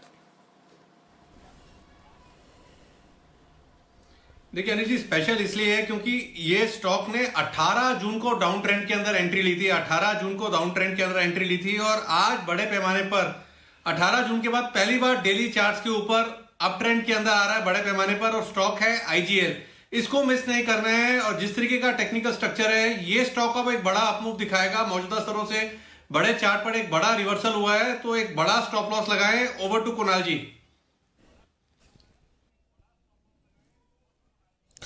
अनिल जी देखिए, यहाँ एक पैटर्न बनता हुआ दिख रहा है जिसका जिक्र शायद हम लोगों ने पहले भी किया है। अनिल जी, पैटर्न का नाम है मेगाफोन, यानी कि ब्रॉडनिंग बॉटम पैटर्न यहाँ पर बनता हुआ दिख रहा है। लाउड स्पीकर पैटर्न इसको कहते हैं अनिल जी, जिसका ब्रेकआउट आता हुआ चार्ट पर नजर आ रहा है। और इस पैटर्न के बन जाने के बाद यहाँ पर 480 रुपए तक के लेवल्स आते हुए इस चार्ट पर दिखेंगे, ऐसा दिखाई देता है। तो मौजूदा स्तरों पर आईजीएल को बाय करना है।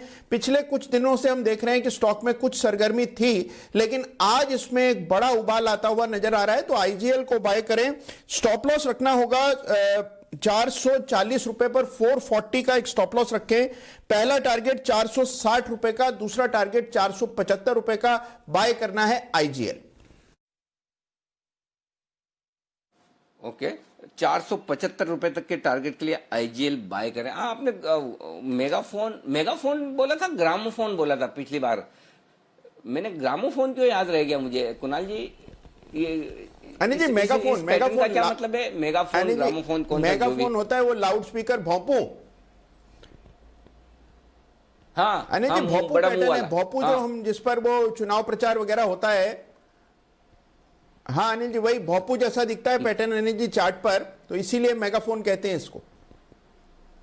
हाँ ओके, तो जिस तरह से भोंपू की आवाज बड़ी तेज दूर तक जाती है, वैसे ही मतलब ये वाले पैटर्न में शेयर बहुत तेज दूर तक उछलता है, ऐसे ही इसका मतलब यही मतलब कोरिलेशन क्या है कुणाल जी?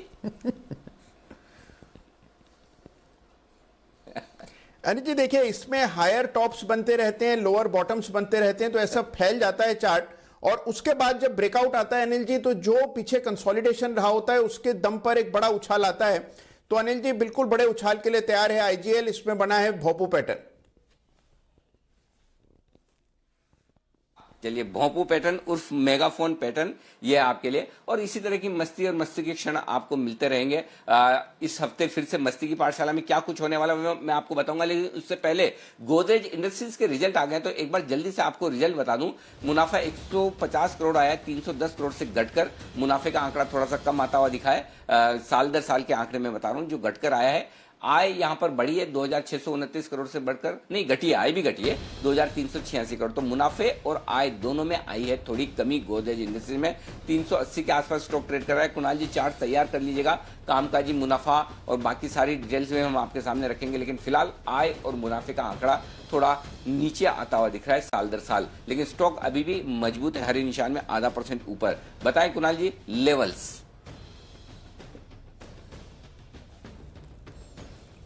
अनिल जी देखिए क्लियर लेवल है चार्ट पर 387 का। जब तक 387 पार ना हो, जो कि आज का डे हाई है लगभग, जब तक ये स्तर पार ना हो नई खरीदारी नहीं करनी चाहिए। मुझे बहुत ज्यादा मंदी की भी आशंका नहीं दिखती है। मुझे लगता है कि मैक्सिमम 372 तक स्टॉक फिसलेगा। तो 372 387 ये दायरा है जिसमें स्टॉक काफी वक्त बिता सकता है। तो मेरी किसी तरह की कोई ट्रेडिंग की राय नहीं।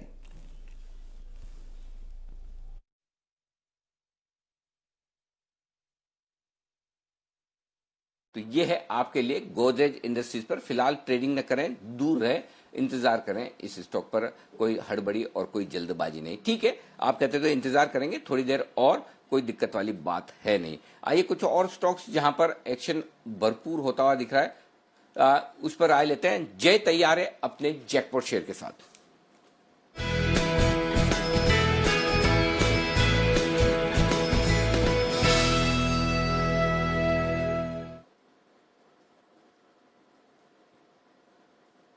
बताएं जय। अनिल जी काफ़ी ऐसे स्टॉक्स है जिनमें कुछ खास ये तेज़ी में इतना मोमेंटम नहीं आया, जो पहले इनफैक्ट बहुत ही अच्छे तेज़ी में थे, बट कहीं ना कहीं कुछ दिनों से इनफैक्ट मैं कहूँगा कि साइडवेज थे। बट अब मुझे ऐसा लग रहा है कि इनका मोमेंटम जो वीकनेस था वो ख़त्म हो चुका है। फिर से स्टॉक तेज़ी में आने के लिए रेडी है। तो वो स्टॉक है टाटा केमिकल, जिसका 320 का कॉल ऑप्शन खरीदने की सलाह है। अभी ₹8.20 30 पैसे के आसपास अनिल जी ये ट्रेड कर रहा है और risk reward point of view बहुत ही सुपर है। इनफैक्ट जब मैं देख रहा हूँ तो अनिल जी इसमें स्टॉप लॉस नीचे में बनेगा लगभग ₹6.70 का। सो ₹8.20 पे आप खरीद रहे हो, 6.70 माना कि 1.5 पॉइंट का एक स्टॉप लॉस रहेगा छोटा सा। बट टारगेट अनिल जी बहुत ही क्लासिक बन रहा है इसके। अगर मैं देखूँ मिनिमम टारगेट ऊपर की तरफ, तो इसका पहला वाला टारगेट बनता है करीब ₹11.60 का, दूसरा टारगेट बन रहा है ₹14 का। 11.60 एंड 14 ये दो टारगेट्स के लिए टाटा केमिकल का आप 320 का कॉल ऑप्शन खरीद कर चल सकते हैं। ये स्टॉक क्लियरली अपने 50 डैमा के ऊपर कंसोलिडेट कर रहा है। बट इसका प्रीवियस जो मूव था जी वो क्लियरली एक इंपल्सिव मूव था। लगभग ₹270 से लेकर ₹330 का जो मूव था 60 पॉइंट का, वो क्लियरली एक इंपल्सिव मूव था। फिर ये स्टॉक ने 200 डैमा पे एक सपोर्ट लिया, वहाँ से रिवर्स हुआ है। अब मुझे ऐसा लग रहा है कि फिर से एक बड़ी तेजी ये स्टॉक में स्टार्ट हो सकती है। और अगर वो होती है तो अनिल जी इसमें 340-50 तक कोई रेजिस्टेंस नहीं है ऊपर क्लियरली। सो एक ही दिन में, 1-2 दिन में ही हमें क्लियर एक क्विक मूव ऊपर की तरफ टाटा केमिकल्स में देखने मिल सकता है। इसीलिए ये स्टॉक में कॉल ऑप्शन के जरिए तेजी करने की सलाह है। ओके, तो ये है आपके लिए टाटा केमिकल्स, ऑप्शंस के जरिए करिए ट्रेड। 320 का कॉल खरीदना है, ये है जय की राय। पर कुछ और स्टॉक्स जहां पर हमारी नजर पड़ी हुई है और नतीजों का इंतजार है। आइशर मोटर्स, यहां पर जानते हैं किस तरह का अनुमान है कुशल के साथ। कुशल बताइए आइशर मोटर्स क्या है प्रीव्यू? बिल्कुल दीपांशु, देखिए नंबर्स जो हैं वो तो कमजोर साइड पर ही रहेंगे सालाना आधार पर। हालांकि तिमाही आधार पर नंबर्स में डेफिनेटली आपको बेहतर साइड पर रुझान दिखेगा, पर कहीं ना कहीं सालाना आधार पर जिस हिसाब से वॉल्यूम डिक्लाइन हुई है रॉयल एनफील्ड में करीब 10% की, उस वजह से आय में करीब 6% का फॉल में एक्सपेक्ट करके चल रहे हैं और 2070 करोड़ की आय कंपनी हो सकता है पोस्ट करती हुई नजर आए। साथ ही कंपनी की मार्जिन जो है वो 24.7% से घटकर 20% तक आ सकती है।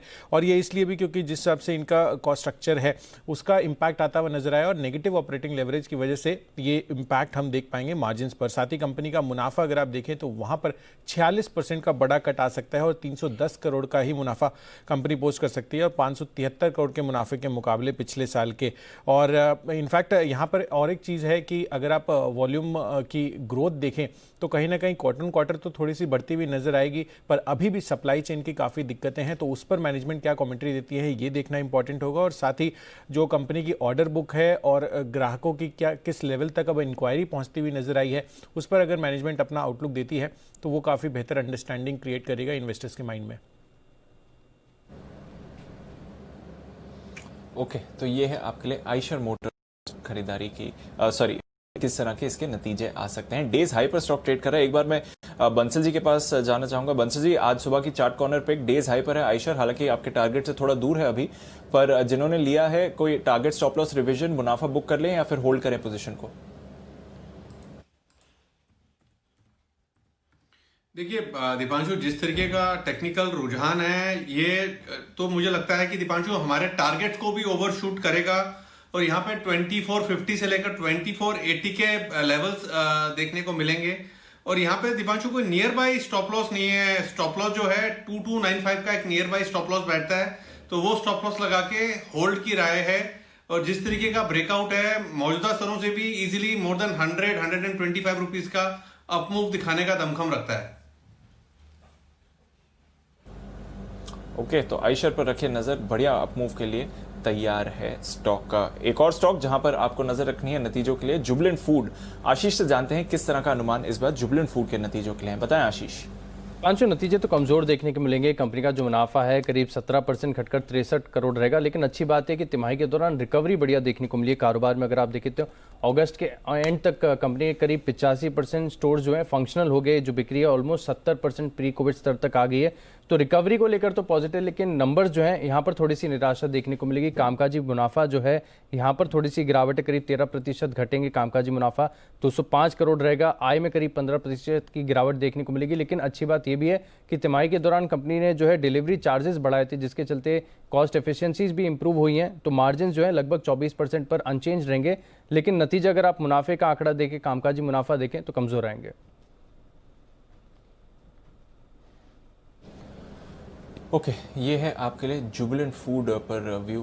थोड़ा एक्शन इसमें भी आते हुए दिख रहा है। फिलहाल उतना एक्टिव नहीं है जितना हमने बाकी दिनों में जुबिलेंट फूड को देखा है, बट इस समय भी आप देखें तो 2300 के लेवल्स के करीब जुबिलेंट फूड होल्ड करते हुए दिख रहा है। इसके नतीजों का भी इंतजार रहेगा।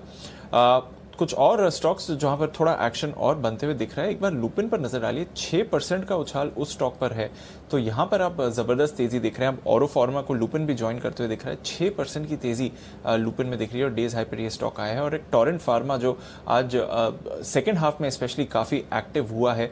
कुणाल जी, टोरेंट फार्मा का चार्ट देखिए, यहाँ पर कोई ट्रेड बनता है? काफी देर से इस लेवल पर ट्रेड कर रहा है और डेज हाई के करीब ही है। क्या यहाँ से और फ्रेश अपमूव आ सकती है टोरेंट में?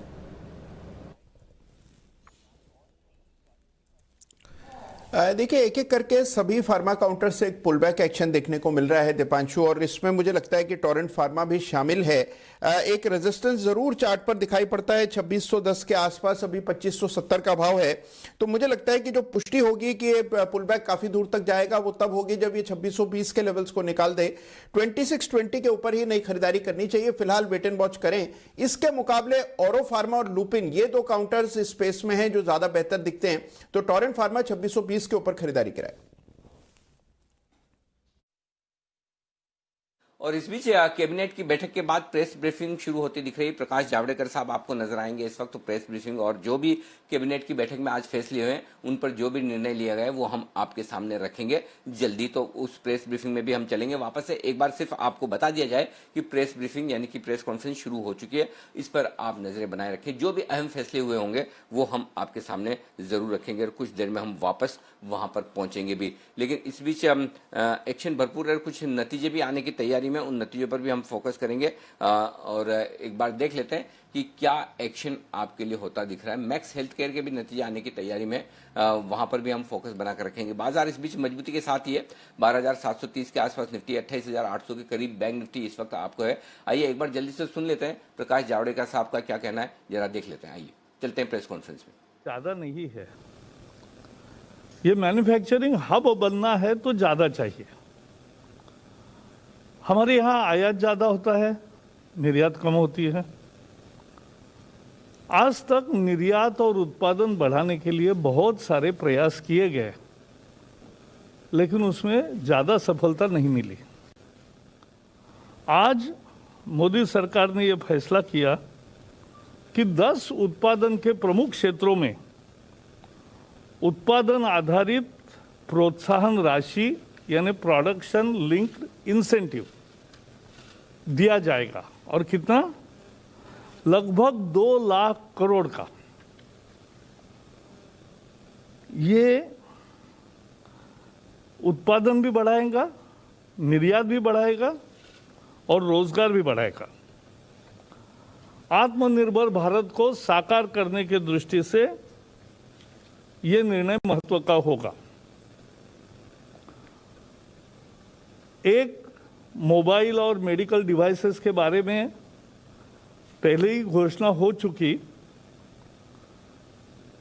लेकिन आज का निर्णय 10 क्षेत्रों का इतना महत्वपूर्ण है कि लगभग 2 लाख करोड़ दिवाली के मौके पर एक उद्योग क्षेत्र को बहुत बड़ा तोहफा, और उससे देश का उत्पादन बढ़ेगा, निर्यात बढ़ेगी, रोजगार बढ़ेगा। बिल्कुल। और इस बीच LIC हाउसिंग फाइनेंस के नतीजे आपकी स्क्रीन पर फ्लैश होते हुए दिख रहे हैं। दमदार नतीजे LIC हाउसिंग फाइनेंस की तरफ से आते हुए दिख रहे हैं। मुनाफा 772 करोड़ से बढ़कर 790 करोड़ आया, जबकि हमारा अनुमान सिर्फ 710 करोड़ के आसपास का था। यहाँ पर 706 करोड़ का 706 करोड़ के अनुमान के सामने बहुत ही दमदार रिजल्ट्स आते हुए दिख रहे हैं। सेठी साहब भी लगातार LIC हाउसिंग आपको खरीदने की राय दे रहे थे। कल भी मेरे ख्याल से यहाँ पर LIC हाउसिंग फाइनेंस में हमारे एक्सपर्ट्स की तरफ से खरीदारी की राय आती हुई दिखी। तो दमदार नतीजे LIC हाउसिंग फाइनेंस की तरफ से आते हुए दिख रहे हैं। ये एक पहला नतीजा। हाँ जी हाँ, विश्वेश जी ने कल खरीदारी करने की राय दी थी और यहाँ से रिजल्ट जो आपको नजर आ रहे हैं वो बहुत ही बेहतरीन दिख रहे हैं। तो सबसे पहले रिजल्ट पर फोकस करें। 772 करोड़ से मुनाफा बढ़कर 790 करोड़ आता हुआ दिख रहा है। कुणाल जी, जल्दी से LIC हाउसिंग के चार्ट देखिए और बताइए कैसे हैं रिजल्ट्स, किस तरह के दिख रहे हैं। काफी मजबूत नतीजे नजर आ रहे हैं। अनिल जी, चार्ट भी बेहद मजबूत हैं। एक पैटर्न बना है जिसको असेंडिंग ट्रायंगल पैटर्न कहते हैं। इसका ब्रेकआउट तो कल ही आ चुका था और उसके बाद आज हम इसमें एक डिप भी देख चुके हैं। डिप के बाद जिस तरह की तेजी अभी बन रही है, इस स्टॉक में ऊपर के लेवल्स आपको देखने को मिलेंगे। तो एक बहुत ही टाइट स्टॉप लॉस रखा जाना चाहिए। मेरी राय में 320 रुपए पर 5 रुपए नीचे एक स्टॉप लॉस रखें। ऊपर जो है मुझे लगता है 340 रुपए तक जाने की क्षमता दिखती है, जो आजकल में लेवल्स आने चाहिए। तो 340 के टारगेट से मेरी बाय करने की राय है। 320 पर एक छोटा स्टॉप लॉस रखें। तो 20 पर स्टॉप लॉस हो गया। 340 तक जाने की तैयारी, यहां से भी 15 रुपए की और मजबूती बन सकती है। बेहतरीन नतीजे यहां पर आते हुए दिख रहे हैं LIC हाउसिंग फाइनेंस के। इन रिजल्ट्स के बाद स्टॉक में अच्छा एक्शन, 9% ओपन इंटरेस्ट बढ़ता हुआ और डे हाई पर स्टॉक ट्रेड करता हुआ नजर आएगा। इस बीच एक और दमदार रिजल्ट आपकी स्क्रीन पर फ्लैश होता हुआ दिख रहा है और वो है मैक्स हेल्थ केयर। घाटे से मुनाफे में लौटती हुई ये कंपनी, ये एक और कंपनी जिसने दमदार नतीजे पेश किए। क्या बात है, बढ़िया नतीजों का सिलसिला चल रहा है LIC हाउसिंग के बाद। अब मैक्स हेल्थ केयर, ये दमदार रिजल्ट वाली कंपनी आपकी स्क्रीन पर। यहां पर भी कुणाल जी चार्ट खोल लीजिए जल्दी से। कैश मार्केट का स्टॉक है, थोड़ा आपको वक्त लगेगा, लेकिन रिजल्ट बेहद दमदार है। घाटे से मुनाफे में आती हुई दिख रही है कंपनी। हम आपके सामने कुछ और डिटेल्स रखेंगे इन नतीजों की कि किस तरह का मुनाफा रहा है और किस तरह की परफॉर्मेंस कंपनी की आई है, लेकिन दमदार नतीजे आते हुए दिख रहे हैं एक के बाद एक तमाम कंपनियों के। 1 करोड़ 1.5 करोड़ का घाटा था, उसके मुकाबले में 13 करोड़ का मुनाफा। क्या बात है, बहुत तगड़े नतीजे कहे जाएंगे। 1.5 करोड़ के घाटे के सामने 13 करोड़ का मुनाफा मैक्स हेल्थ केयर ने पेश किया। तो और ये मुझे याद है आशीष कुकरेजा साहब ने अपने SPL मिड कैप स्टॉक्स में इसको 2 बार रिकमेंड किया और वो काफी बुलिश भी है और इस स्टॉक ने बहुत ही शानदार बेहतरीन परफॉर्मेंस दिखाई है। 1.5 करोड़ का नुकसान, उसके सामने 13 करोड़ का मुनाफा। ये है दमदार परफॉर्मेंस मैक्स हेल्थ केयर की। बताइए कुणाल जी, इसके चार्ट्स। अनिल जी देखिए, मैं भी बहुत बुलिश हूं स्टॉक को लेकर के। केवल इसको अनिल जी रिजल्ट के लिहाज से नहीं, बल्कि मुझे लगता है पोजिशनल बेसिस पे बहुत ही शानदार निवेश साबित हो सकता है। और अगर अनिल जी केवल रिजल्ट के पर्सपेक्टिव से देखें तो स्टॉक में एक बड़ा मूव आया है रिजल्ट के आने के बाद, और ये जो एक रेजिस्टेंस अभी मौजूदा भाव के आसपास दिखती है, जैसे ही स्टॉक इस लेवल को पार करेगा 122 123 के आसपास, ये एक छोटी सी रेजिस्टेंस है। ये पार होते ही मुझे लगता है अनिल जी इसमें 126 128 के स्तर आपको झटपट देखने को मिलेंगे। और जैसे मैंने कहा अनिल जी, इसको मध्यम से लंबी अवधि के लिए रखें, बहुत ही शानदार निवेश साबित होगा। 22 करोड़ से बढ़कर 87 करोड़, लगभग 4 गुना होता हुआ दिखा है। आय में जबरदस्त बढ़त मैक्स हेल्थ केयर ने बेहद दमदार, बेहद शानदार, मजबूत नतीजे आपके सामने पेश किए हैं। इस बीच वित्त मंत्री जी भी आपको नजर आ रही है। वित्त मंत्री जी बात करना शुरू करेंगे और हम उनके पास भी पहुंचेंगे। आज सरकार ने 10 सेक्टर्स के लिए PLI, production linked incentive schemes को मंजूरी दी है। आइए सुनते हैं क्या कहना है वित्त मंत्री जी का। Critical sunrise sectors get the necessary support from the government so that we are able to build an India which is strong enough to service its own domestic market, but also making sure that we are able to link up with the global value chains. So the decision to have one more PLI, productivity linked incentive based scheme, like the one which was earlier announced, and it's already gone to a good start. You know that the PLI scheme which was announced had already addressed the good need which was prevailing of the telephone manufacturers, mobile phone manufacturers, and so on.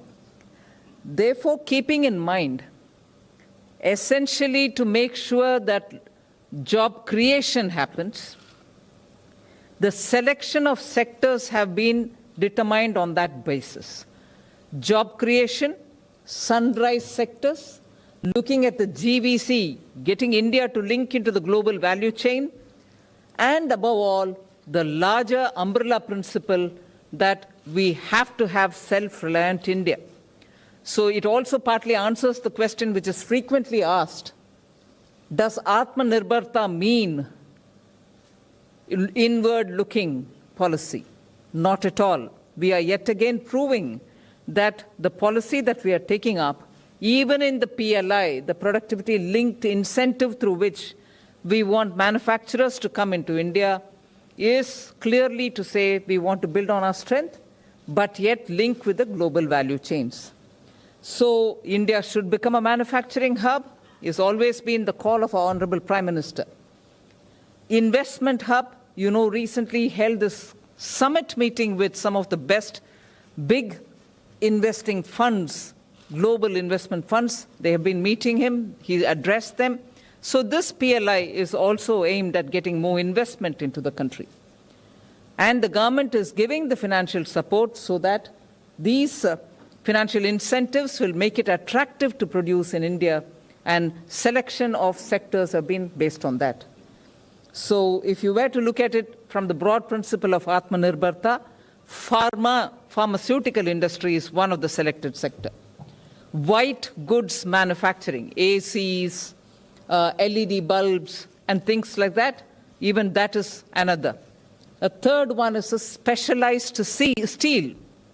India has enough capacity to produce in large integrated steel factories, good steel. But there are some specialized steel which we are inevitably importing. So when we give incentive for having a productivity-linked incentive scheme for manufacturing of specialized steel, we expect that our need for specialized steel for producing such commodities which can be both addressing the demand which exists within the country and also aim at exporting such products which require specialized steel. So from the point of view of Atmanirbharta, the selection of these sectors have been pharmaceutical, white goods manufacturing, and specialized steel. But if you were to look at it from the global value chain through which we want our manufacturers to also get into the global value chain, again, pharmaceutical, which gets covered under the Atmanirbharta, is also one. Then you have the solar PV modules, whose production we want to incentivize by giving the PLI. We also have the telecom and networking equipments, for which we'll give PLI. And then, more importantly, manufacturing of automobiles and automobile components. So if you're looking at getting into the GVC-based arguments, these are the sectors which have been chosen for the PLI, which is going to get covered through this announcement. Labor intensive, yes, we have used that measure also. Textiles and food get covered under that. So this package of the PLI covers 10 different sectors, and I'm glad to say, initiated, of course, by Niti Aayog, Finance Ministry has worked together with these many ministries: MeitY, heavy industries, pharmaceutical, telecom, textiles, food processing, new and renewable energy, DPIT, the Industries Ministry, and also the Ministry of Steel. So the 10 different sectors chosen address the question of Atmanirbharta, address the question of global value chain linkage, address the question of labor-intensive sectors where we want jobs to be created and therefore investments to come in. Above all, sunrise sectors. बिल्कुल, तो ये है वित्त मंत्री जो press conference में बताती हुई कि 10 सेक्टर्स को 2 लाख करोड़ की पीएलआई यानी प्रोडक्शन लिंक इंसेंटिव स्कीम के साथ जोड़ा गया है, जिसमें अलग अलग तरह के सेक्टर्स हैं जिनको फायदा मिलेगा। जितना ज्यादा प्रोडक्शन उतना ज्यादा फायदा। ये है सरकार का इरादा आत्मनिर्भर भारत बनाने का, वर्ल्ड में मैन्युफैक्चरिंग हब हिंदुस्तान को बनाने का। टेक्सटाइल, टेलीकॉम, ऑटो, ढेर सारे सेक्टर्स हैं, इलेक्ट्रॉनिक्स, फार्मा, इन सबको पीएलआई के तहत छूट मिलेगी। इस बीच बैंक निफ्टी फिर से दिन के हाई पॉइंट की तरफ बढ़ता हुआ 28,900 के बेहद करीब, 12,750 के बेहद करीब है इस वक्त निफ्टी भी। वक्त है एक बिगुल का स्विंग के सुल्तान आशु मदान।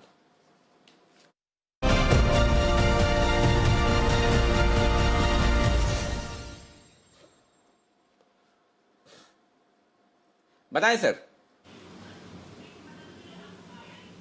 अनिल जी 2 कॉल्स हैं और मैं काफी देर से कोशिश कर रहा था, लेकिन ये गवर्नमेंट इंटरव्यूज ने डिले कर दिया और थोड़ा सा बढ़ गए हैं। बट फिर भी अनिल जी 2 बीटीएसटी करनी है। एक है हिंडाल्को, अनिल जी 202-2.5 रुपए 3 रुपए था, अभी थोड़ा सा ऊपर आ गया है, लेकिन फिर भी बीटीएसटी हिंडाल्को में करनी है अनिल जी। 195 का स्टॉप लॉस और 220 का टारगेट है। अनिल जी मेटल्स का इंडेक्स जो है बिल्कुल जैसे वो फार्मा में एक आया था ना, क्रांति सी आई थी, वो बिल्कुल इस वक्त मेटल में आई हुई है और अभी तो शुरुआत हुई है, मुझे और भी तेज लगता है। तो टाटा स्टील 475 आज का टारगेट था अनिल जी, अचीव है, 500 की तरफ बढ़ रहा है, हिंडाल्को को भी लेके जाना है। और अनिल जी दूसरी बीटीएसटी है सन टीवी। सन टीवी के अनिल जी आई थिंक कल रिजल्ट्स हैं, इसके बायबैक का भी कुछ रूमर चल रहा है, बीच में एक्सपर्ट आया था, उसके बाद कंसोलिडेट कर रहा है, तो इसको भी अनिल जी सिर्फ 10 रुपए के स्टॉप लॉस से 440 का भाव है, 440 का भाव है 10 रुपए के स्टॉप लॉस से, और इसको भी अनिल जी बीटीएसटी करनी है। और मुझे लगता है रिजल्ट्स और बायबैक की अगर न्यूज आती है नहीं आती उससे पहले ही इसमें एक अच्छा मूव मिल जाएगा, तो दोनों स्टॉक्स में अनिल जी बीटीएसटी करनी है।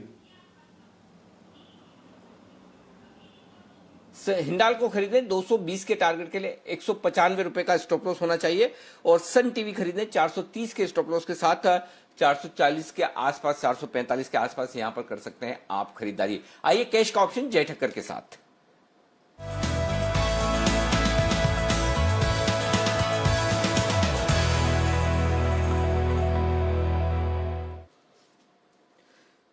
बताएं जय।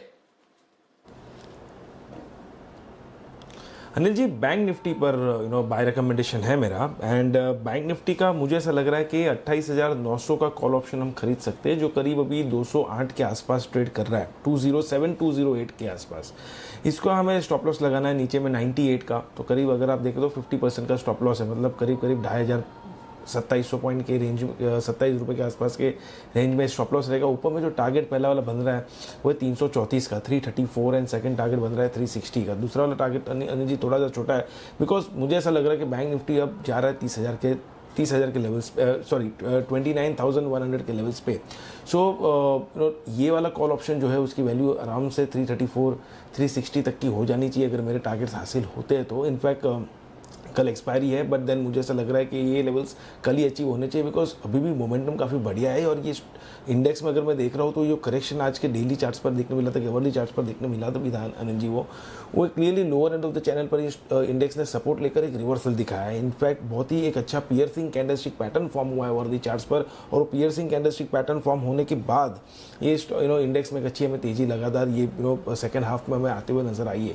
तो second half comparatively first half से काफ़ी बेटर रहा है बैंक निफ्टी के लिए और सारी निफ्टी के लिए भी, और ये जो रिकवरी हमें देखने मिल रही है ये और भी एक्सटेंड हो सकती है ऐसा मुझे लग रहा है। आज का जो लो बना था बैंक निफ्टी में जी 28,200 के करीब स्पॉट लेवल्स में बहुत ही अहम सपोर्ट हो चुका है। अब शॉर्ट टर्म में अगर वो लेवल्स टूटते तो एक रिवर्सल मानना चाहिए from up to down in the short term. जब तक वो लेवल्स ब्रेक नहीं होते, अब with this kind of a strong candlestick pattern मुझे ऐसा लग रहा है कि 29,100 तक बैंक निफ्टी जा सकता है।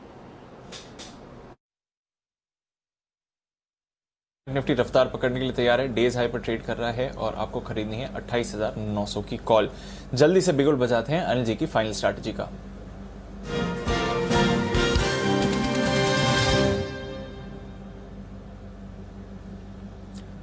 अनिल जी, अच्छी खबरें आ रही हैं। पीएलआई स्कीम हो या फिर भारत चीन का तनाव कम होना हो, और साथ ही ग्लोबल मार्केट्स का भी सपोर्ट भरपूर है सर। 200 पॉइंट्स की तेजी डाउ फ्यूचर्स पर दिख रही है। नैस्डैक फ्यूचर्स 1% की तेजी दिखा रहे हैं। यूरोप के बाजार आधे % तक ऊपर हैं इस समय, और हम भी डे साइड पर ट्रेड कर रहे हैं। बताइए सर, क्लोजिंग से पहले कुछ करके जाना चाहिए?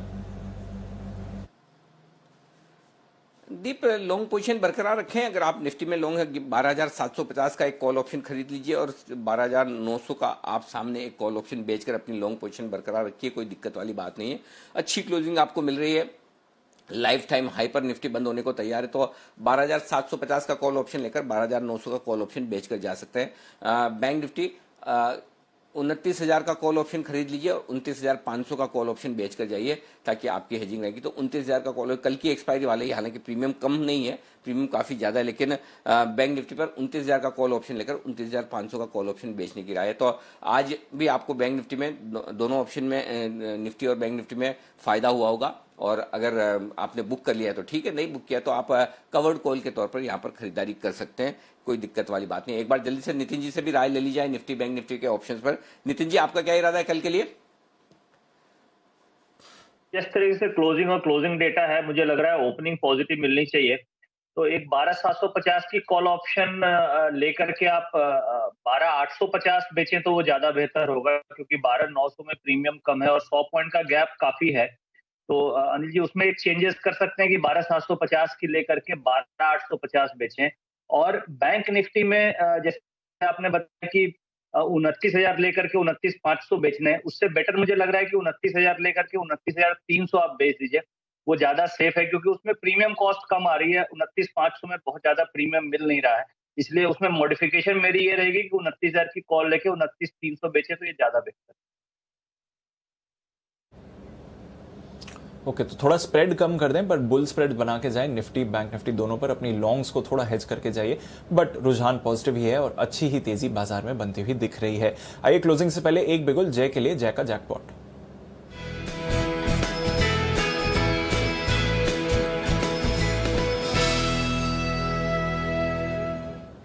बताएं जय।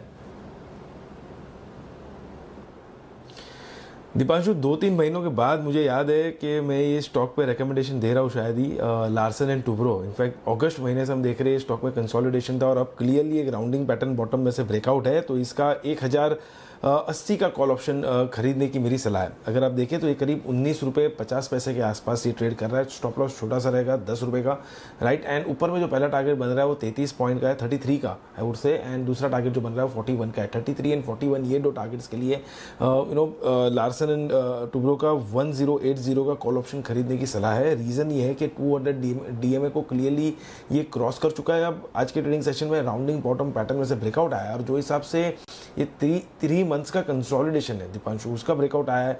और प्रीवियस अपने स्विंग हाइज इसने निकाले 1030 के। मुझे ऐसा लग रहा है कि this stock is now heading towards 1180-1200 zone. मतलब बहुत ही अग्रेसिव मूव यहाँ से लार्सन में देखने मिल सकता है, जो लास्ट 2-3 महीने में नहीं कर पाया, अब शायद वो 1-2 हफ्ते में कर दे, ऐसा मुझे लग रहा है लार्सन।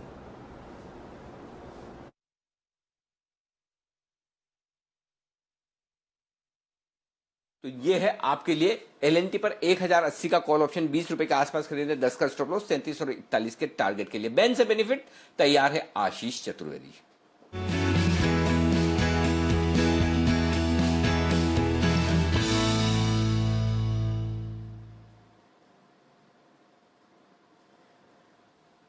बताएं आशीष, एंट्री एग्जिट?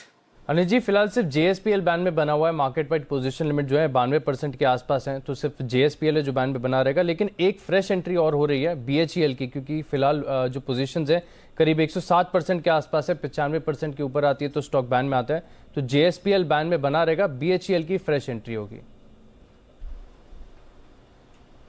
ओके, भेल बैन में आने की तैयारी में 106% बन चुकी है पोजीशन। और बैन में आए उससे पहले एक बार नितिन जी से भेल पर राय ले ली जाए। नितिन जी, किसी की भी तेजी या मंदी की पोजीशन है तो भेल में क्या करना चाहिए? कल से बैन में आ जाएगा। एक बार तो यहाँ पे निकल जाना चाहिए। बहुत ज्यादा कुछ पॉजिटिव डेटा नहीं है इसमें, इनफैक्ट रोल ओवर वीक ही है, तो मेरे ख्याल से रहना बहुत ज्यादा लॉजिकल नहीं लगता। ओके, तो बने रहने में कोई खास लॉजिक नहीं है, ये ध्यान में रखें। तो बेल बेन में आने की तैयारी में इस वक्त आपके लिए बहुत ही बेहतरीन क्लोजिंग के लिए बाजार तैयार होते हुए दिख रहे हैं और मजबूती के साथ बढ़ते हुए भी नजर आ रहे हैं। लेकिन एक और स्टॉक है जिस पर राय ले ली जाए जाते जाते, रिलायंस 2000 के नजदीक बंद होता दिख रहा है। बंसल जी, जिसके पास रिलायंस है वो होल्ड करें या स्टॉप लॉस लगाकर निकल जाए?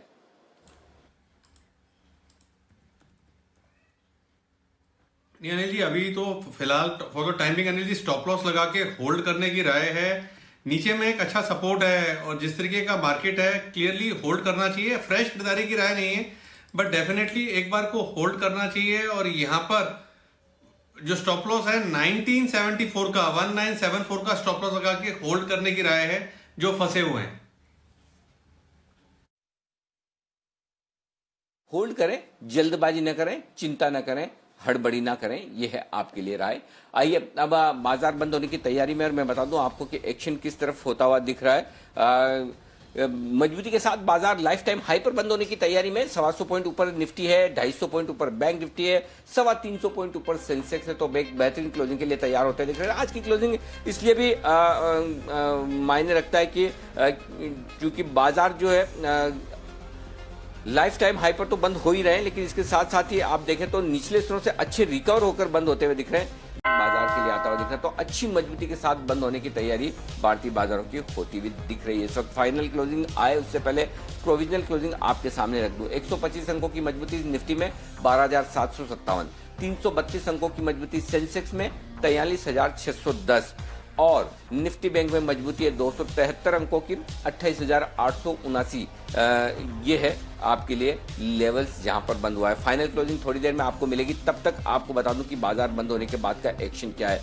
बाजार बंद होने के बाद का एक्शन और पूरे हफ्ते का बाजार बंद होने के बाद का एक्शन, दोनों में बड़ा फर्क है। क्योंकि रोज का एक्शन तो अपनी जगह, लेकिन पूरे हफ्ते का बाजार जब शुक्रवार को बंद होता है तो उसके बाद का जो एक्शन होता है वो तो अलग ही होता है। क्योंकि 3:30 बजे हर शुक्रवार को आपको मिलती है मस्ती की पाठशाला, और इस बार मस्ती की पाठशाला के टॉपिक के लिए आप सब लोग तैयार हो जाए, अपने अपने चेहरे अपने कैमरे की तरफ कर लें।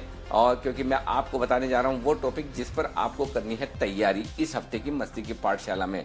और वो तैयारी ये होगी, इस दिवाली पर आपको कुछ मिलने वाला है, दिल खोल के मांगेगा, कुछ मिलने वाला है, कुछ आप सीखने वाले। देखिए, सीखने वगैरह के लिए तो उम्र कम होती नहीं है, और दिवाली के सीजन में आप हमेशा खाने पीने का काम करते हैं। तो हम ये कह रहे हैं कि इस दिवाली पर आप तैयारी ये कीजिए कि आप किस सेलिब्रिटी से, आपके पसंदीदा कोई भी सेलिब्रिटी हो, किसी भी फील्ड का हो, उस सेलिब्रिटी से आप क्या सीखना चाहते हैं। नहीं तो गिफ्ट क्या है, अगर मतलब ड्राई फ्रूट्स या चॉकलेट्स, ये तो एक बार आप खाकर खत्म कर देंगे, लेकिन जो सीखेंगे वो आपकी जिंदगी भर काम आएगी।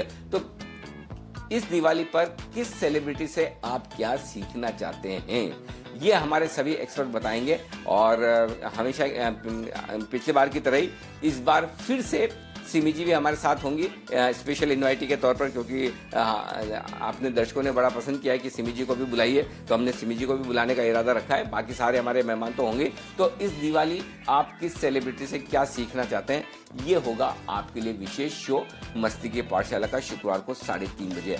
आइए, आज शाम बाजार बंद होने के बाद का एक्शन, शाम 6 बजे हम आपको इंश्योरेंस क्लेम्स और एक विशेष आयोजन करने जा रहे हैं। ये क्लेम नहीं आसान, जी हाँ, इंश्योरेंस से अगर आपको क्लेम लेना हो तो बड़ा मुश्किल होता है, और इसी पर हमारी होगी विशेष चर्चा। क्योंकि इंश्योरेंस एजेंट से पॉलिसी बेचते वक्त आपको बहुत सी जरूरी बातें छुपा देते हैं, बताते नहीं, और स्पेशली दिक्कत तब आती है जब आप उसे कैंसिल करके रिफंड मांगते हैं कंपनी से।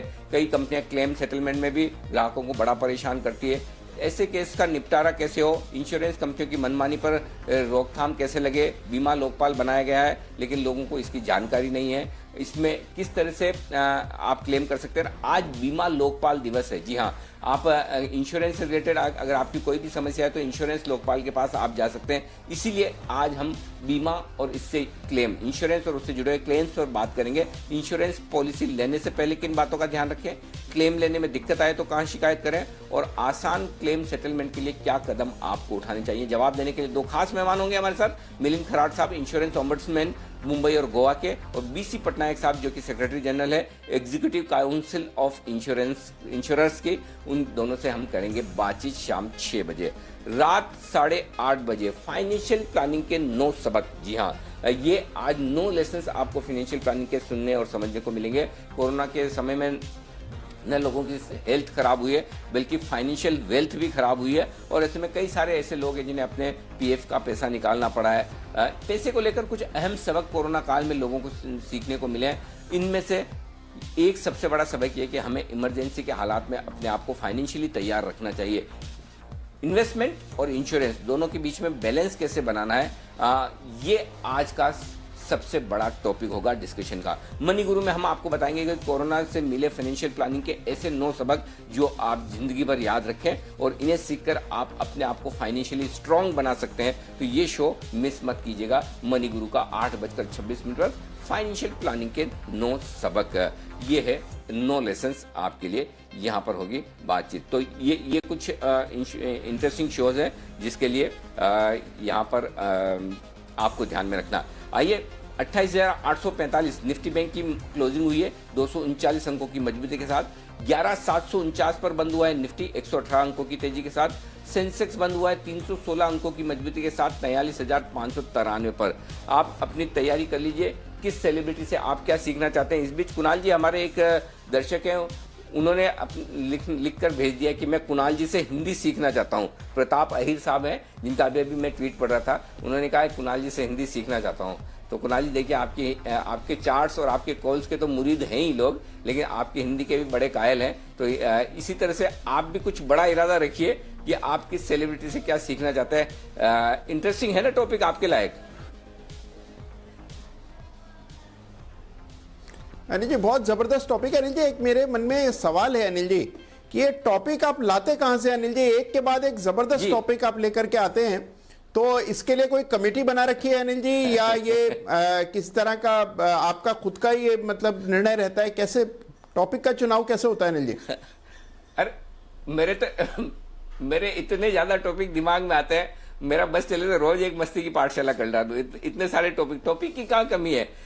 लेकिन ये कि भाई समय की कमी होती है। हर रोज आपका कहाँ 8-8, 9-9, 10-10 लोगों का एक आधा घंटा लें और हर रोज फिर वो कहते हैं ना कि मीठा कितना खाएंगे तो भी फिर मजा नहीं आता, उसकी वैल्यू कम हो जाती है।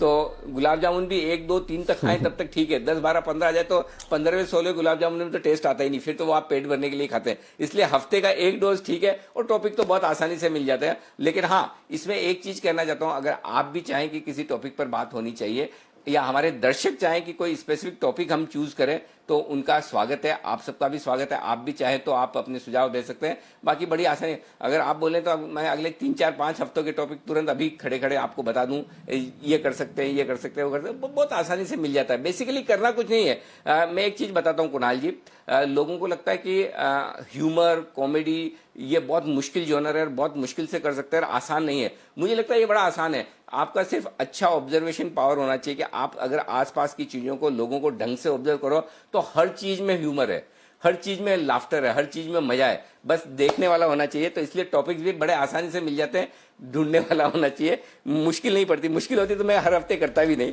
लेकिन आसानी से ये है आपके लिए टॉपिक। तो किस सेलिब्रिटी से आप क्या सीखना चाहते हैं इस दिवाली पर, वो आप जरूर देखिएगा, मजा आएगा आपको।